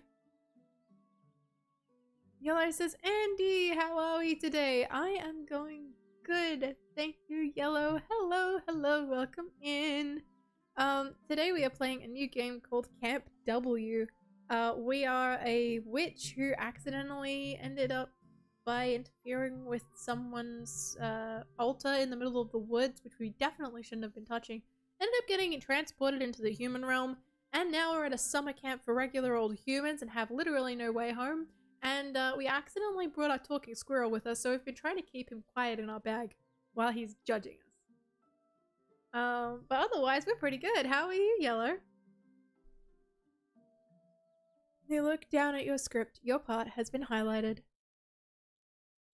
There's only 2 lines to memorize. The rest says stage directions like, feel the drama, act like there's no tomorrow, improvise your own reality. Before leaving, you glance in the mirror. Sid has really outdone himself. Something tells you Sid won't remember exactly what he's designed, so you sketch it in your grimoire for reference later. What did he paint on us? Ooh, okay, that's kind of cool. I like that. Billy says, I think I saw this one recently and it looked and sounded cute. Yeah, it is pretty cute. We're hoping to make friends and stuff for the first time. I'm guessing that each of these pages is like a different event sequence. So this page here will give us all of the interactions and things for different people and things. So certain events will then be logged in the grimoire, I guess. Yellow says, I'm doing alright though. I just got home from work. Oh, how was your shift? The sun begins to set outside the music and dance hut. It's time to head out to your nighttime activity. You join your bunkmates as they head to the edge of the woods to meet up with Todd Frittata, who is actually the boys' head counselor and a super chill nature dude. Oh.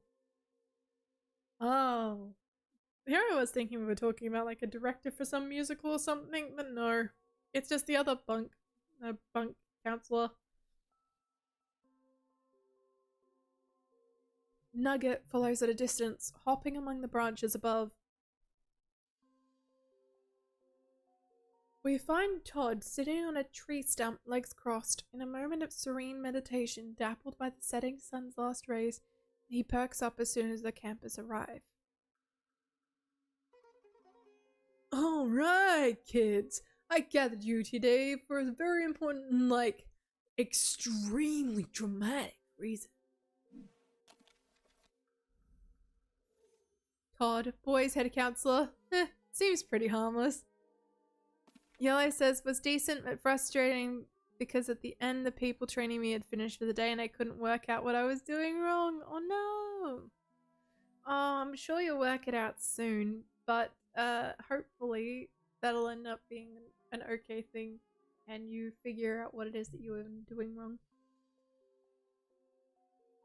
Prepare to journey deep into the unknown. Face off against nature and peek behind the velvet green curtains of the majestic forest to see inside yourselves. It's just a nature walk, Todd. We do it on the first night of every camp every year. It's on the schedule. Todd thinks everything's a journey deep into the unknown. Sid pantomimes drinking from a very, very small straw and winks so big astronauts could probably see his subtle move from the International Space Station. Is it just a nature walk, or is it something more? It's definitely just a nature walk.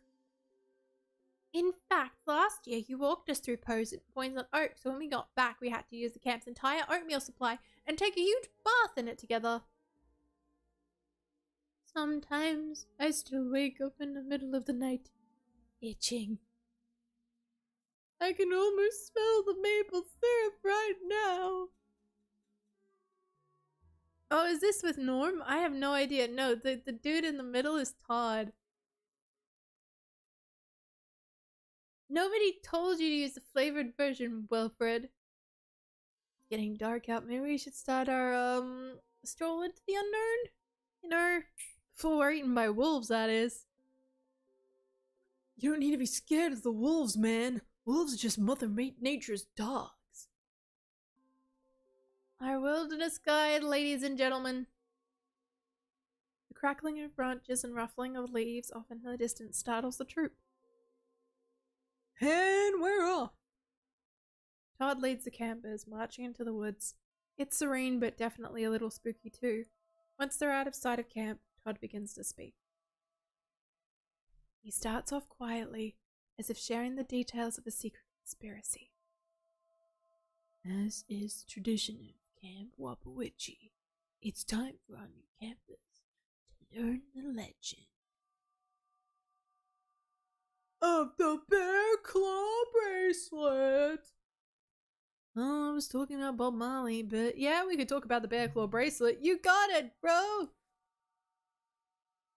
It all began with the pioneering camper who first held it as his totem, Edward McGrubbins. A awed hush rolls through the group. The campers can only whisper his name. McGrubbin. I'm just gonna ask then, what's a bear claw bracelet? Only the most sought after award in all of camp history. Only one camper has ever earned it, which is a little misleading since he technically invented it. Jealous much, Sid? I'm just saying, it's not a traditional badge, more like a great honor. A great honor that, regardless of her super strength and zeal for being better than others, even Ruby can't seem to earn. Ruby goes red with rage and then whips out a badge-covered sash, holding it an inch from Sid's face. You want to talk about badges, Sid, eh? Well, how about these badges? It's clear that Ruby had earned just about every badge there is to earn. In fact, the fact that she managed to point out almost hourly. The bear claw bracelet, however, still eluded her tiny grasp of many summers. Whoa, chill out, you two, unless you want me to revoke your good vibes badges. Oh, you mean the Grateful Dead patch I asked you not to iron onto my sash? The very same. Now back to story at hand.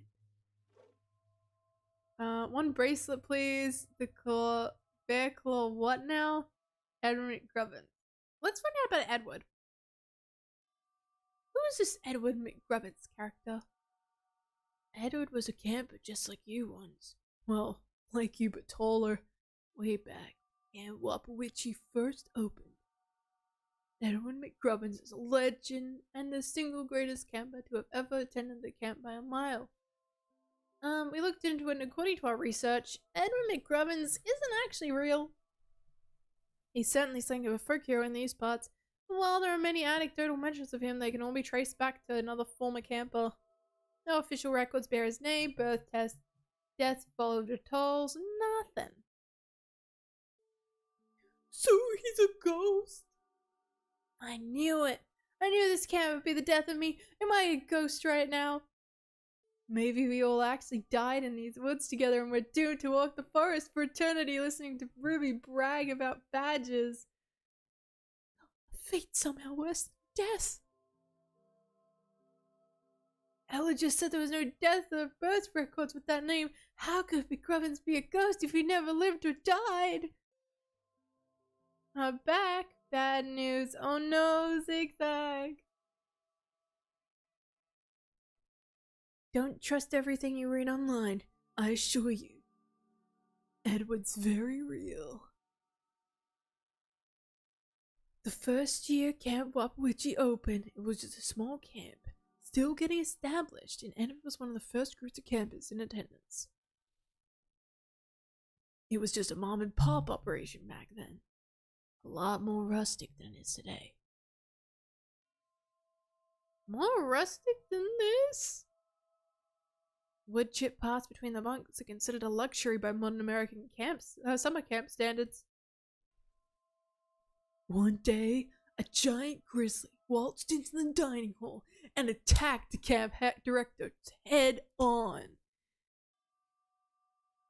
The thing was rabid, foaming at the mouth. No one could distract it or scare it away. It roared so loudly that it actually broke the windows. True story. You know the saying, true story doesn't make it a true story, right? Edward sprang into action and saved everyone by fighting the beast to the death. In the process, he tore off the grizzly's paws and used them to go on the offensive, turning the tides of battle. Offensive is right. Oh, poor thing. Afterwards, they stuffed the bear, and now it stands as tribute to Edward's bravery and the legacy of Camp Wapawitchi. And how do we all know this actually happened? Well, they took a photo that day, you see, which you can see for yourself in the main hall. Photoshop hadn't been invented yet, so it's indisputable. The group finally arrived at the campsite just out in the woods where the light of the main campus faded into the distance. Todd sparked some flint into the fire pit and lit lights up instantly. Zigzag says, I got rice in my headphones port and it fell apart. No! Soggy rice in my headphone port. Is it an aux or a USB port? Says Soup. Maybe you can still poke it out with a skewer or a needle. I don't know, using a needle right now. Good plan, good plan. It's good to set your sights on the BCB, but let's not forget about all the other badges that are up for grabs at Camp Wapawitchi. In fact, now's the perfect time to earn one. Everyone takes their seat around in a circle around flames. Who would like to unspool an epic yarn to earn themselves the Campfire Storyteller badge? Todd places his flashlight just below his chin, casting a terrifying shadow across his face. Bonus points for scary stories. Not too scary. Cleaning all your sheets every single morning is seriously bad for the environment, though. Oh, I could tell the story of the Lakeside Institute for the Criminally Deviant, the abandoned insane asylum across the lake from the camp. I know the story of a shadow man. He's cursed old warlock who wanders the woodchip path across this camp every night during witching hour. Well, have you heard the one about the, well, they call her the bride. The thing is, she never actually made it to her wedding before disappearing into the forest. I guess they should call her the fiancée. The campers sit in silence, scared to speak up, as if they may invoke not only a story, but the ghosts itself.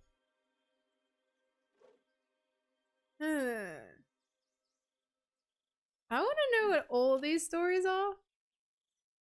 So I'm gonna just ghost stories. Ghost stories.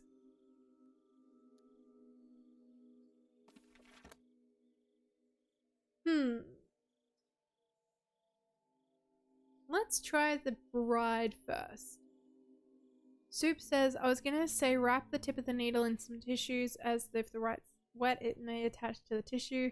That's risky with a circle port for the ox cord. Yeah, that's true.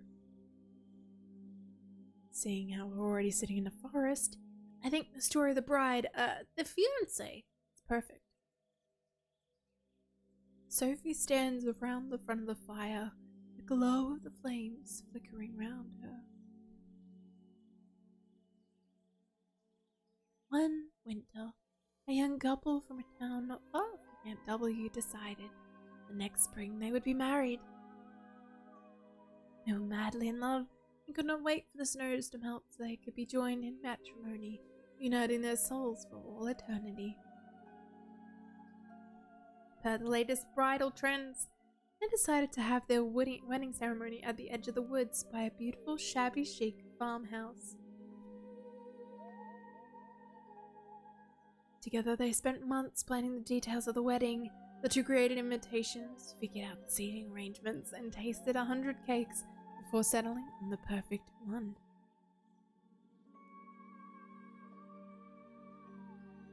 They chose like no, by the way, so exotic. When it came time to figure out the decorations, however, the bride, fiancé, I guess, since she wasn't actually married yet, wanted to take the lead and set the style. Soup says, I want to go camping and tell ghost stories. I mean, that'd be fun.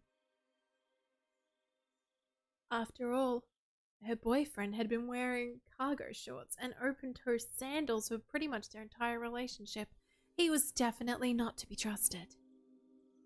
Having decided on a lovely natural setting for the ceremony, the fiancée decided that she would create a unique floral arrangement from the local wildflowers surrounding the farmhouse. As soon as the sun rose on the first day of spring, she set off into the woods. Each day she spent hours mapping out where the best blooms could be found, and prepared to pick them herself the morning of the wedding, so they'd be the height of freshness and beauty. Enamored by the incredible variety of flowers in the woods she surveyed, the bride, fiancé, became obsessed with knowing exactly how many there were, so she could choose the best. The fateful morning of the big day finally arrived. The fiancé told her husband-to-be she had one final errand before the wedding.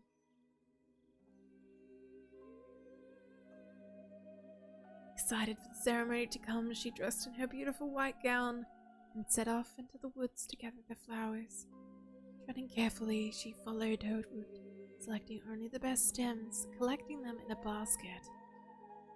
However, when she came upon the once familiar clearing, something was not as she expected.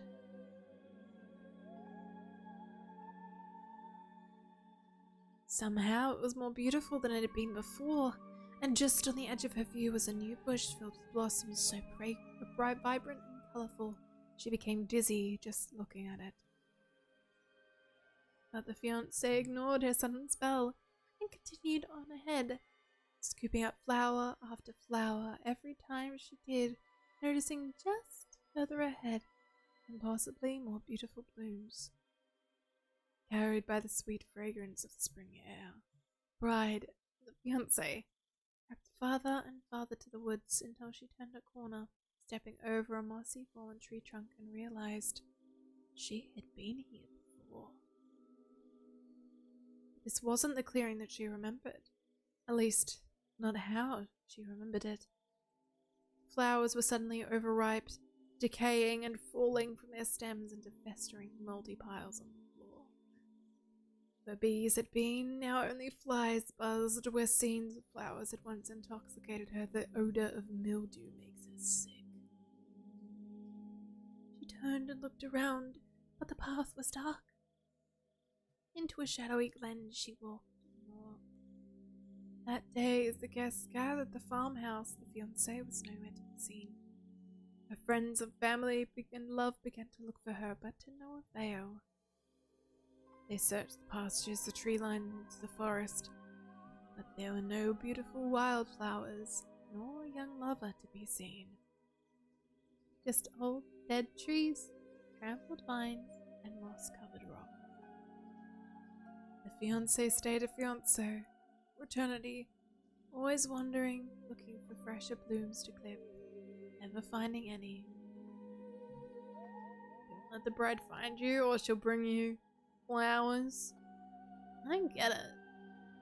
Everything about girls confuses you, Miller. That wasn't what I was expecting when I was going to happen, but you know, I really liked it. Distracted by a never-ending search for perfection, unable to see that you are loved for who you are. Out there all alone. But it was beautiful and sad.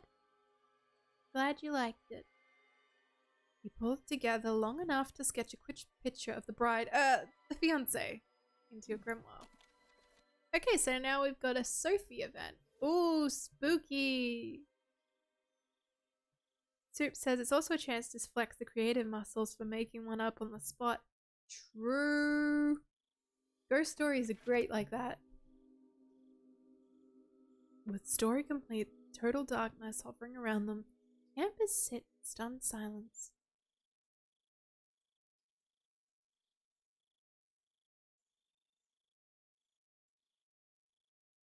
So... Before Todd can even revive their spirits, a loud crack pops into the distance and echoes all around them. The campers snap to their feet, graham crackers scattering on the ground, marshmallows flung through the air. It's an actual Get it together, Wilfred, it's not a ghost. At least, it's highly unlikely that it is. Paranormal activities are notoriously hard to prove beyond a reasonable doubt. However, Ezzy and I have been working on some high-tech gear that aims to finally solve that puzzle. Everyone reacts to the potential visitation in their own way, scattering in different directions. Before you're left behind, you need to choose where you wish to go. Out of here, the truth is out there. I ain't afraid of no ghosts.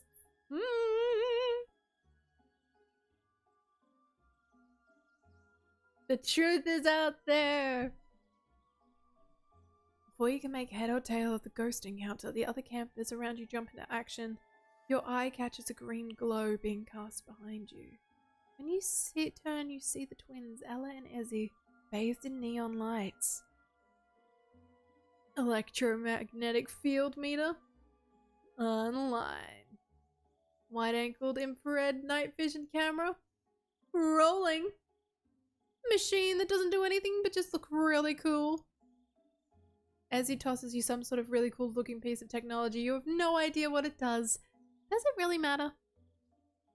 Looking cool. The two of them have somehow already assembled a mobile command unit with electronic tools, sensors, and LED monitors. I swear this equipment wasn't here a second ago. You'll get used to it.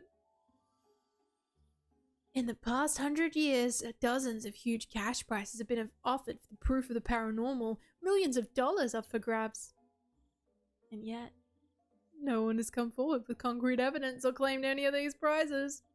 If ghosts do exist, we aim to find out and collect that cash to fund our new research. Ella waves some sort of metallic wand about. A pulsating light blinks at the very end of it.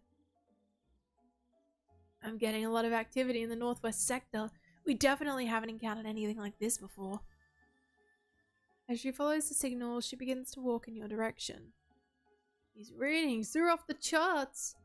A seemingly endless sheet of paper rolls out of the nearby machines, covered in scratchy graphs, sketched by a rapidly swinging arm. This thing better not be able to tell if a person's lying. I need you all to believe me when I say that each and every one of you is my favorite camper. Honest. Wow. Ella continues to wave her device around. It makes a loud beeping sound every time it swings past you. Each time, you feel less and less comfortable with this experiment. What could they be finding out?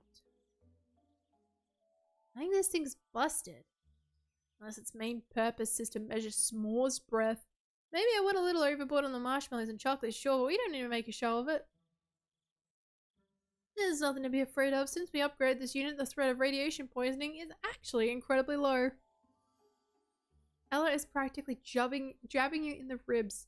It's humming at a constant pace, and she's giving you a very strange once-over, studying you as you stand there frozen.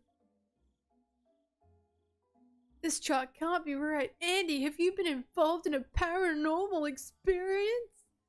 Who, me? What? Why, I never. I'm no ghost. I'm just a kid who loves melting chocolate onto other foods. The device is out of control. Paper is spitting out at an alarming pace, and the end of the paper is shoved over the edge of the fire pit, catching fire.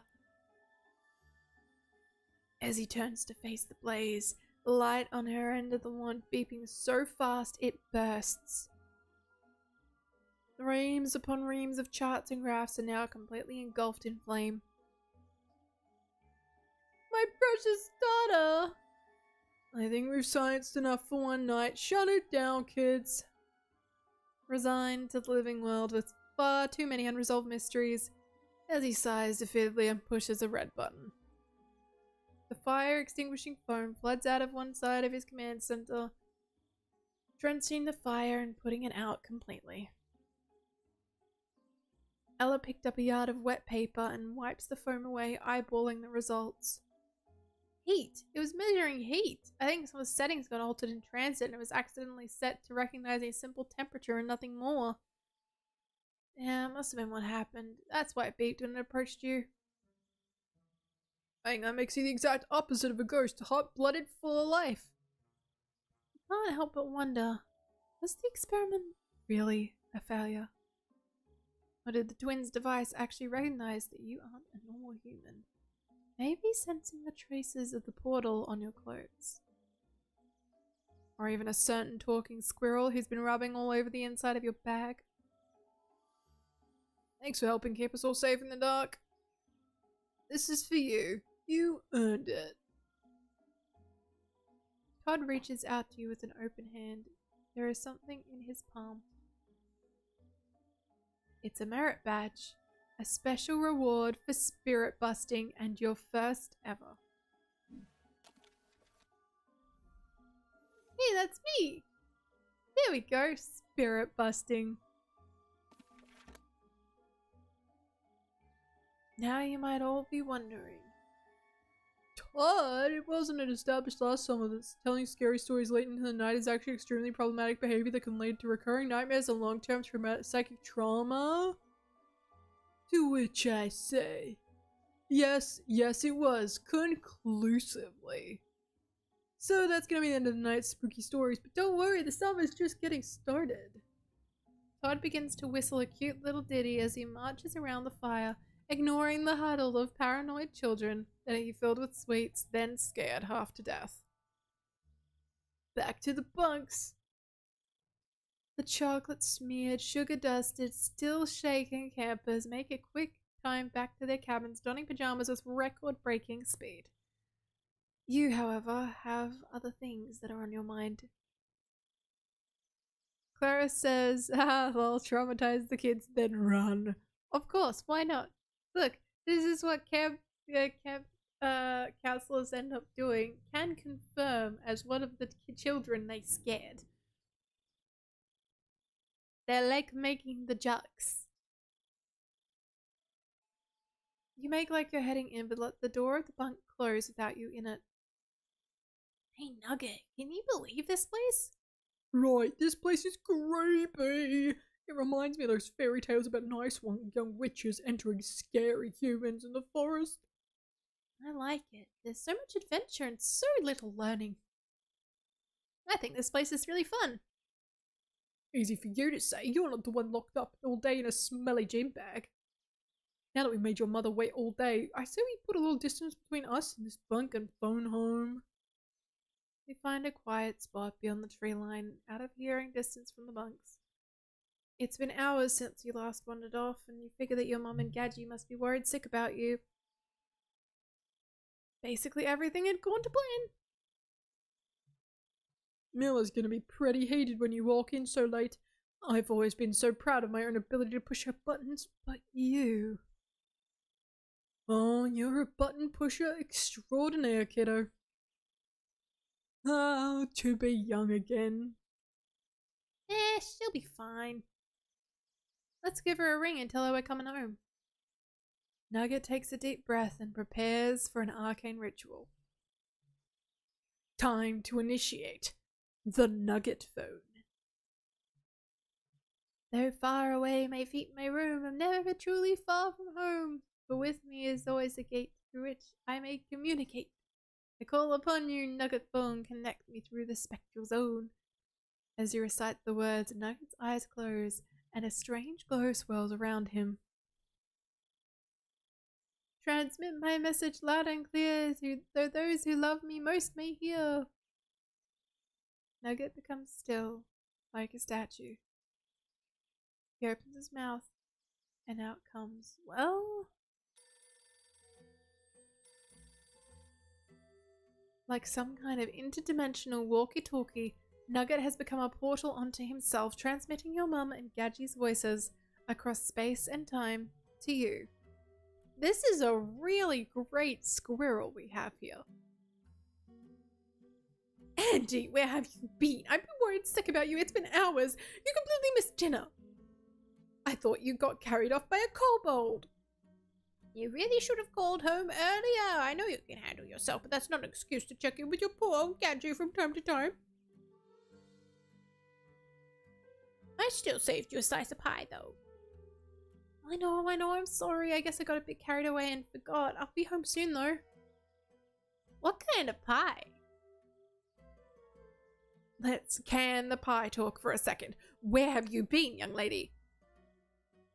Well, it was welcome with Nugget. We found some old stuff and got looking around and tried out some spells. Since you want me to stay on top of my studies and all, and I just lost track of time, I guess. If there's anything you want to tell us, now's the chance. You know Nugget is terrible at keeping secrets. Jeez, there's no terrible secret, Mom. We're just messing around. No dark magic or anything to be worried about at all. I will just be heading home right now. I feel 100% confident that you were hiding something. It's pretty much a sure thing at this point. But we still love you. Be safe, but make it snappy. As the connection cuts, Nugget comes back to life. Strange aura fading. So, what lame excuse did you feed them? I basically just mumbled until they gave up. When in doubt, Precisely. Guess it's time to be heading back home then. Clara says cutting through the wood is very difficult, so now I'm using the mini saw to make an embroidery hoop. The multi-purpose squirrel's a Swiss Army squirrel, indeed. I thought you might be a little more broken up about leaving this human kids camp after an intense, you say, fun first day. Well, just between you and me, I plan on sneaking back in. Don't worry about it though, I won't drag you with me next time. Don't tell me this stuff, I need plausible deniability. Zigzag says, this game is so cute. Yeah, it is cute, right? Relax. Now go hit up that portal home. It's not easy in the dark, but you find your way back to the site of the portal. Sure enough, there's your emergency whistle dangling from the tree branch, swaying ever so slightly in the breeze. So is this portal supposed to open itself, or is that your job? I said we'd figure out how to open it, and here we are. So hold your horses, alright. But yeah, Zigzag, this game is actually free to play on Steam from memory. So if you go on over to Steam and have a look up Camp W, you should be able to find it there. And if you want to give it a try for yourselves, feel free.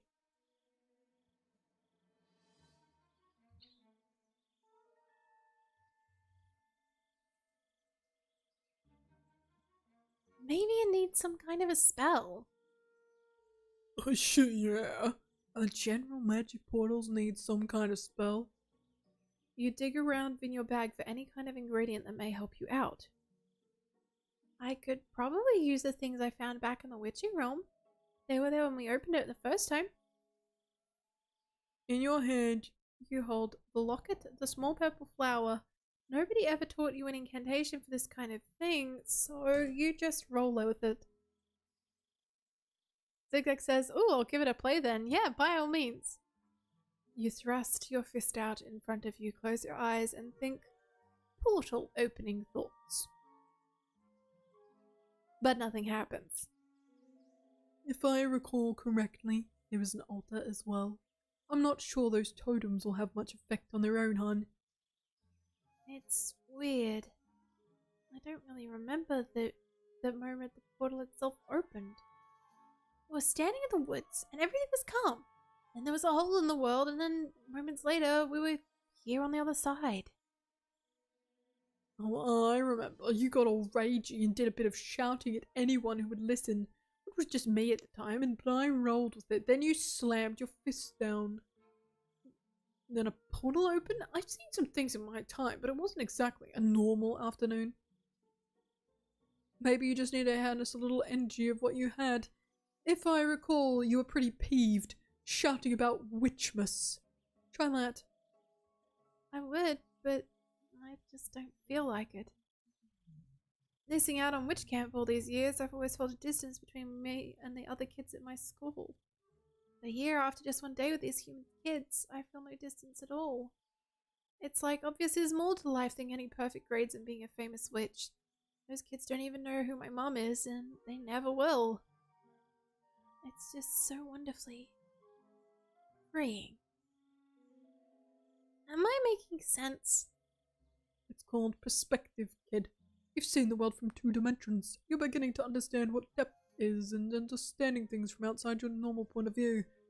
There's no going back now. Figuratively, that is. Literally, we have to go back or your mum will come for us, and somehow it will not be pretty. But before, I was so angry. I'm still not happy about the way she treats me, but I don't have the energy for it anymore. I'm not sure I can do this. So what? We live in the human realm now? I mean, why not? Well, for one, none of the squirrels here will get my jokes. Not for the rest of our lives, but just for the summer. Maybe next summer. I mean, there's food, shelter, semi-adult supervision. We're not even that far from home. Technically. Mom wants me to study my magic. Okay, sure. I already cast one new spell today, and you have to admit, it was effective. Isn't that what she really wants? You are threading a fairy's needle with that logical leap. Your spell got a little girl pooped on. Your entire argument borders on nonsense, and there's no way she'll buy it. Bet me. Oh, my. Well, now you're speaking my language. Well, what's on the table? Labor. Mum calls us home, I become your summer servant. You spend the whole summer sitting on your fluffy orange butt, sipping iced tea, while I wait on you, hand and foot. And if she's gone completely insane and tells you you can stay, well, what's in it for you?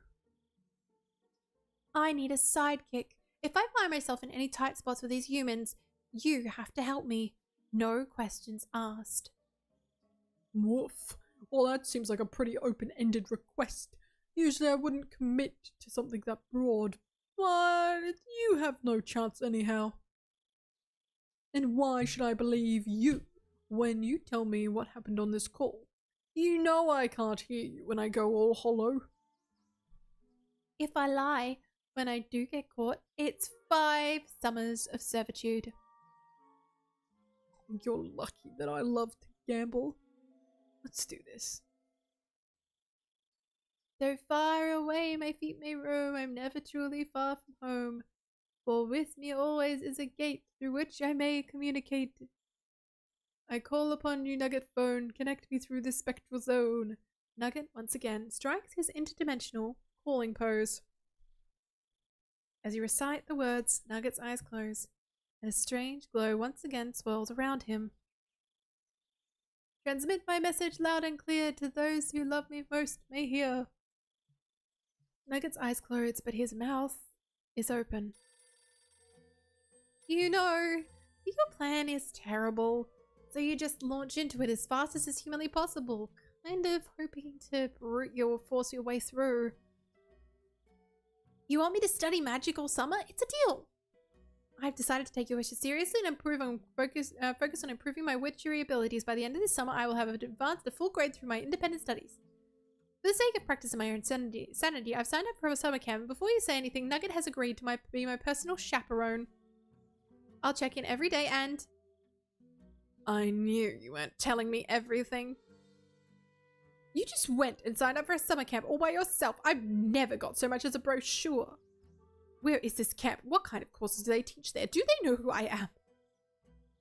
Oh, so much for fast talking. It's actually very close to home. You could say it's right on top of home, in fact. It's in the human realm. The human realm? Even as a hologram, you can feel the exasperation wafting off Miller. Andy, slow down. A young witch doesn't just hop over to the human realm and have tea. Well, what happened? Okay, I'll tell you, but you have to promise not to get mad and take me seriously or I'll hang up. You know you can trust me and you know that I trust you too, dear. So, I was on my walk when I came across this old altar with some offerings on it. There was a flower, a locket, and a lock of hair. Kathy is trying to keep Miller out of the conversation, but there is almost no stopping her input. Oh, well, this doesn't sound familiar. A window, Mother. You left the window open to the other side where anyone could come across it. Shh. Sorry, honey. You were saying? So I was looking at the altar when, well, a portal opened and I kind of fell through it and Nugget followed me to pull me back out. It kind of closed. Now I'm at Camp Wapawitchy and everyone thinks I go here now. Camp Wapawitchy? That old? I've already made so many new friends. This kid Sid challenged me to a tater tot across the room, except that it kind of hit me in the face, but I still showed him I'm not afraid of anything. And then I was cast in a lead role of his new rock opera. And then we sat around the campfire and I learned the story of the bride, the fiancé. It's just like you see, hiring a professional party planner is always, always worth the price. Oh, I've even earned a merit badge. Soup says, enjoy the rest of the stream, everyone. I'm exhausted, so I'm heading to sleep. Good night, Soup. You rest well. I got the Ghostbuster badge on account of how I helped those really smart sciencey type kids monitor the camp for evil spirits. Oh, and I learned about the story of Ebba McRubbins, the most famous camper in the history of Camp W, maybe of any camp. God, humans are weird, but I like them. Can't I just stay? You know, this is a very big deal, Andy. You couldn't have expected us just to let you stay in the human realm or anywhere unsupervised for an entire summer. Expect? Oh, but hope? Hope beyond all hope? Hope like it's on sale and going out of style. I told you Nugget is here and I'm technically not far and I promise to work harder on developing my skills as a witch than I've ever done before. I'm making friends. Real friends. So much fun. Also, and this is a big one, the portal sort of closed behind me so I can't get back anyway. Please. Fine. What? Here are the conditions. No magic around the humans. No one can know you're a witch. Staying safe is more important than practicing your abilities. You have to check in with us once a week. Once a week? Mom, have you lost it? We left Andy alone for one afternoon and they ended up in the human realm. There's no telling when they can end up in a whole week. I want daily check-ins, at least preferably twice a day. Fine. 2. At least daily check-ins. I want to hear from you every day, rain or shine. We reserve the right to rank you back from the witching realm whenever we see fit. You can do that? You bet your tush I can, and I will if you give me good reason. 4. Have fun. When you get home, we can and will push you through your studies harder than you've ever been pushed before. This is your price. These terms are non-negotiable. Mila is raving at her mother, but her rapid pacing back and forth across the room means you can't hear what she is saying. It's safe to assume she isn't entirely on board with this plan. Agreed. Okay, love you both. Bye.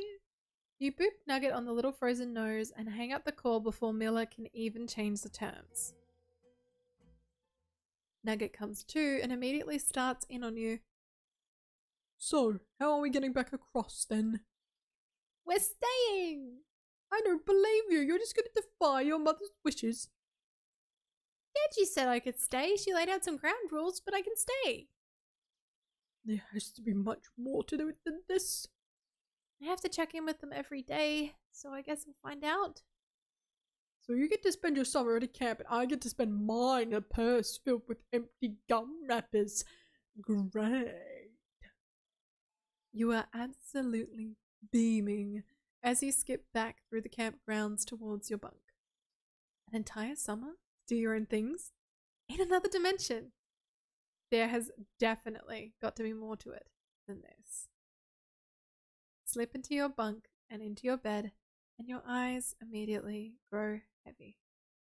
It's been a long day, and some campers are asleep while others are finishing up with brushing their teeth or jotting down notes about the day in their diaries.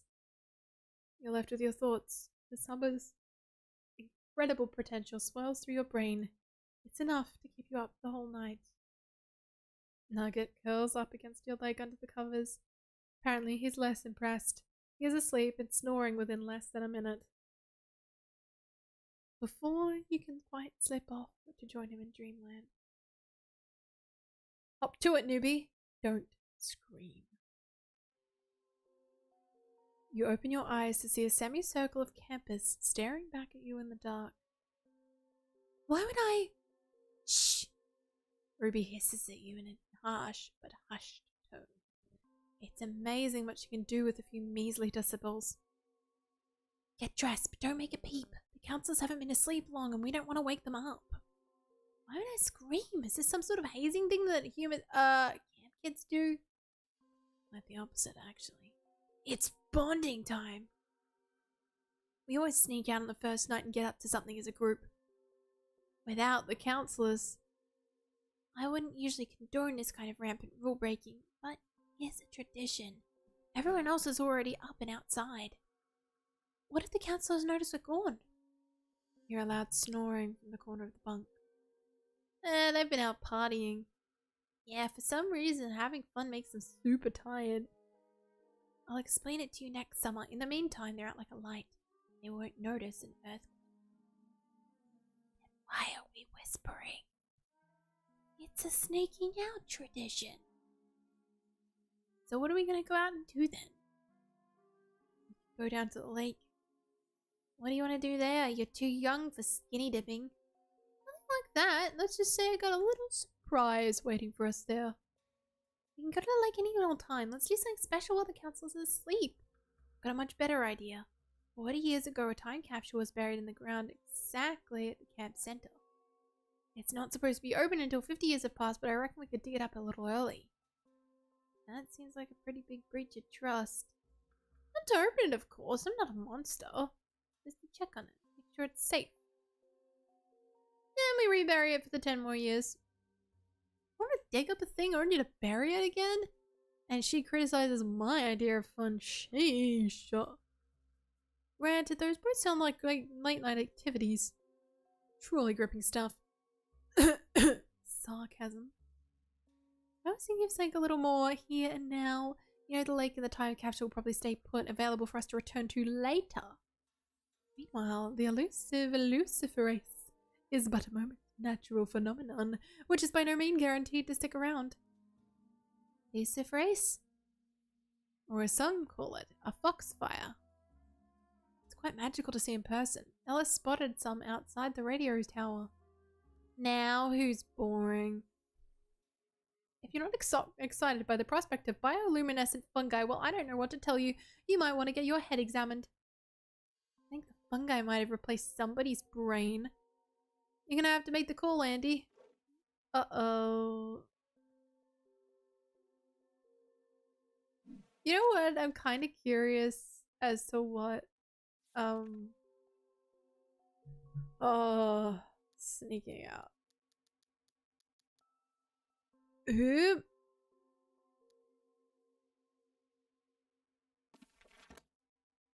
Yep, we gotta pick an activity. I say we love surprises.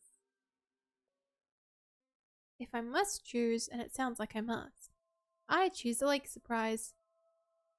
You arrive at the edge of Lake Wet Bottom. Wow, what a name. The water glints in the moonlight. So serene, I love visiting the lake at night. It's the perfect escape route. Surprise! I'm busting out of here. Oh man, I should have known this was your surprise. Wilfred scrambles under the dock and returns carrying a large military-style duffel bag that he had stuffed away. I've got everything a survivalist needs: water purifying tablets, matches, comic books. Phew, if the apocalypse happens, at least we'll still have Archie. Oh man. Well, if I get caught in a storm, we sail across the lake in earnest. Heartwarming adventures of Archibald Andrews may be just what we need to maintain our sanity. Why would you sail across the lake when it's only an hour's walk along the other side, sure to get to the other side? The parameter of the entire lake is only about 6 miles total. Listen, I put a lot of thought into the specific context of this go bag. Do you know how many Swiss Army knives are available for purchase online? There are like 100 colors to choose from. So which color's yours? Red, obviously. It's a classic. That doesn't mean that I didn't take time to at least consider every other option. Also, do you know what's on the other side of the lake? Freedom. Duh. Actually, it's another lake. And beyond that, 17 more lakes. They call this the Lakes region. It's all of in all of the Camp W marketing material. Didn't you even look at it before coming here? Ruby holds up a pamphlet for the camp. The cover reads, Camp Wapawitchi, directly in the center of the beautiful lakes region, surrounded by many, many lakes. So if the plan's off, you mind if I borrow these Archie comics? Maybe there'll be a Sabrina the Teenage Witch cameo. Fine, well luckily I've got 15 more stellar schemes where this one came from. Might not need it to survive, but Wilfred's pack is still pretty sweet. You decide to sketch a little picture of it in your grimoire in case you want to do some pack shopping later. That is a lot of stuff. Summer camp is really tiring. You wonder how these kids do it as you stumble back to your bunk from the lake. When you arrive back in the bunk, you're so exhausted that you zombie walk straight into your bed without even opening your eyes. By the weight at the bottom of your bag, you can feel that Nugget didn't even make it that far. He clearly passed out. Lift little guy back up to bed. As soon as your face touches the pillow, you join him in an in-progress drool-off. You know that they're the ones at camp, and we're just the ones following along. So why am I so tired? Are you tired too?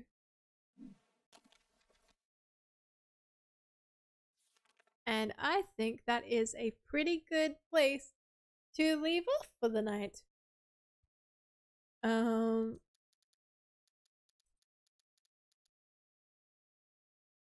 There we go. What did everybody think so far of Camp W? I'm really enjoying the story overall. I'm thinking that it is a wonderful one that I wasn't quite expecting. That was very, very cool. Yeah!